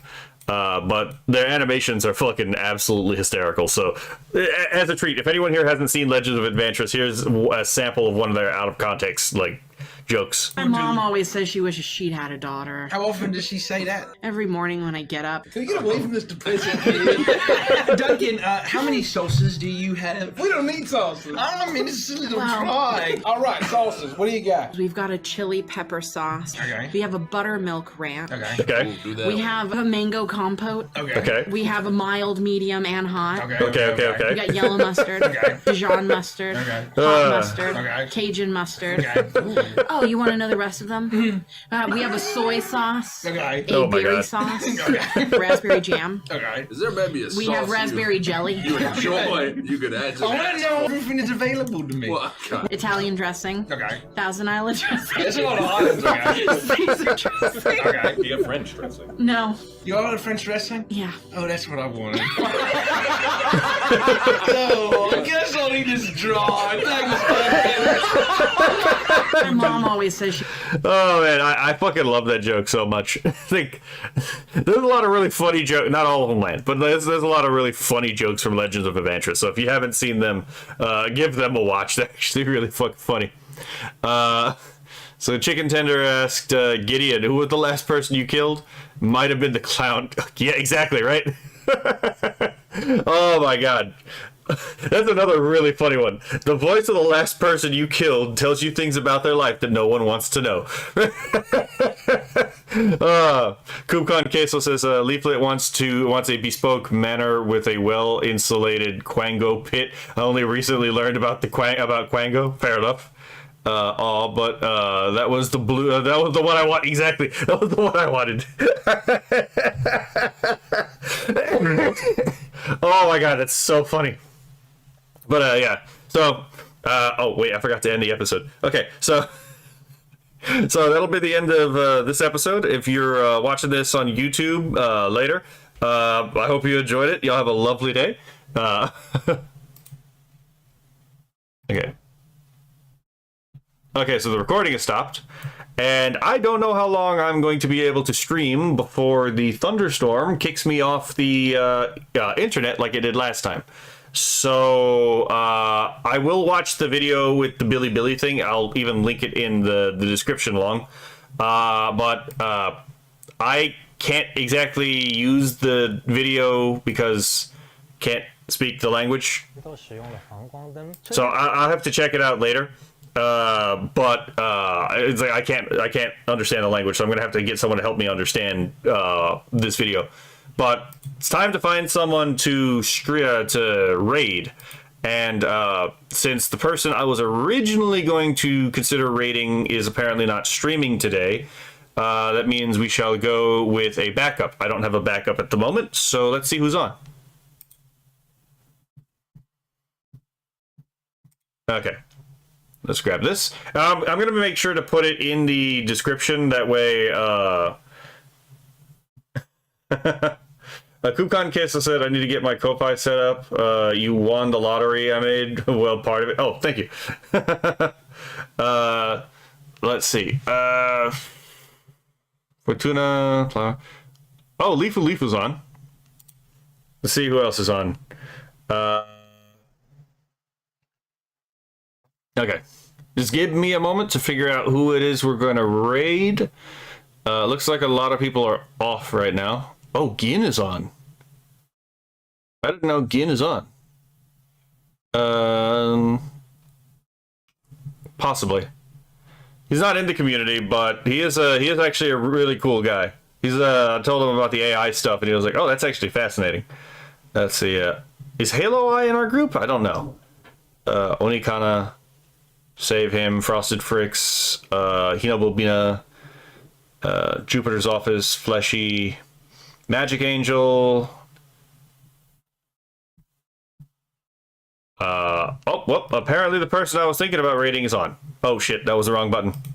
That is not the button I meant to press. One day I will be able to do the raid stuff without fucking it up, right? Okay, hold on. Where?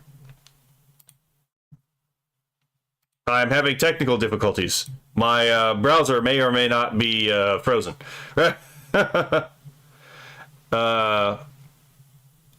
see. Okay, let's get back to this. Let's see. We had Leafu Leafu. We're already talking about that.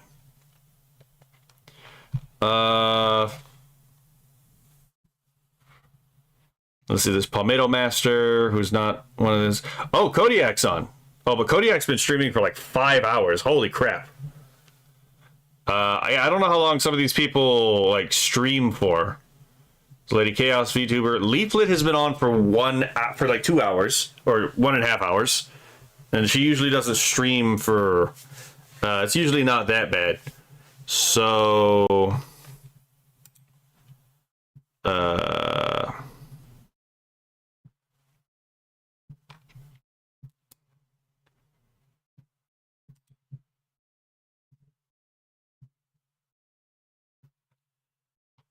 okay.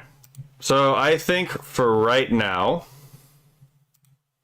we are going to stream, we're gonna raid either Leafu Leafu or Leaflet.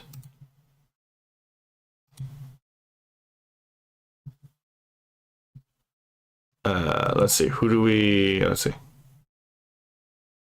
1 hour and 40 minutes. Let's check to see how long Leafu Leafu's been on. 3 hours and 2 minutes. Fair enough.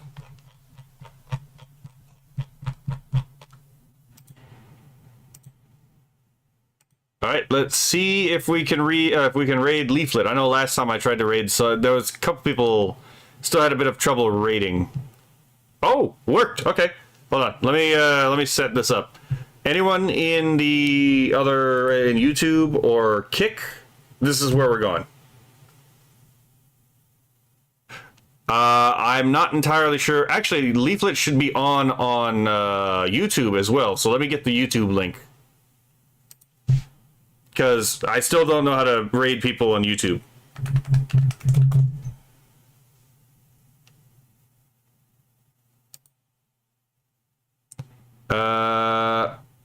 Okay, it actually doesn't say she's live.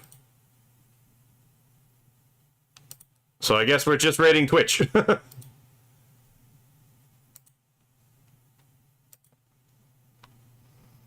Alright, so I'm going to hit raid now. Y'all have a lovely day, and have fun.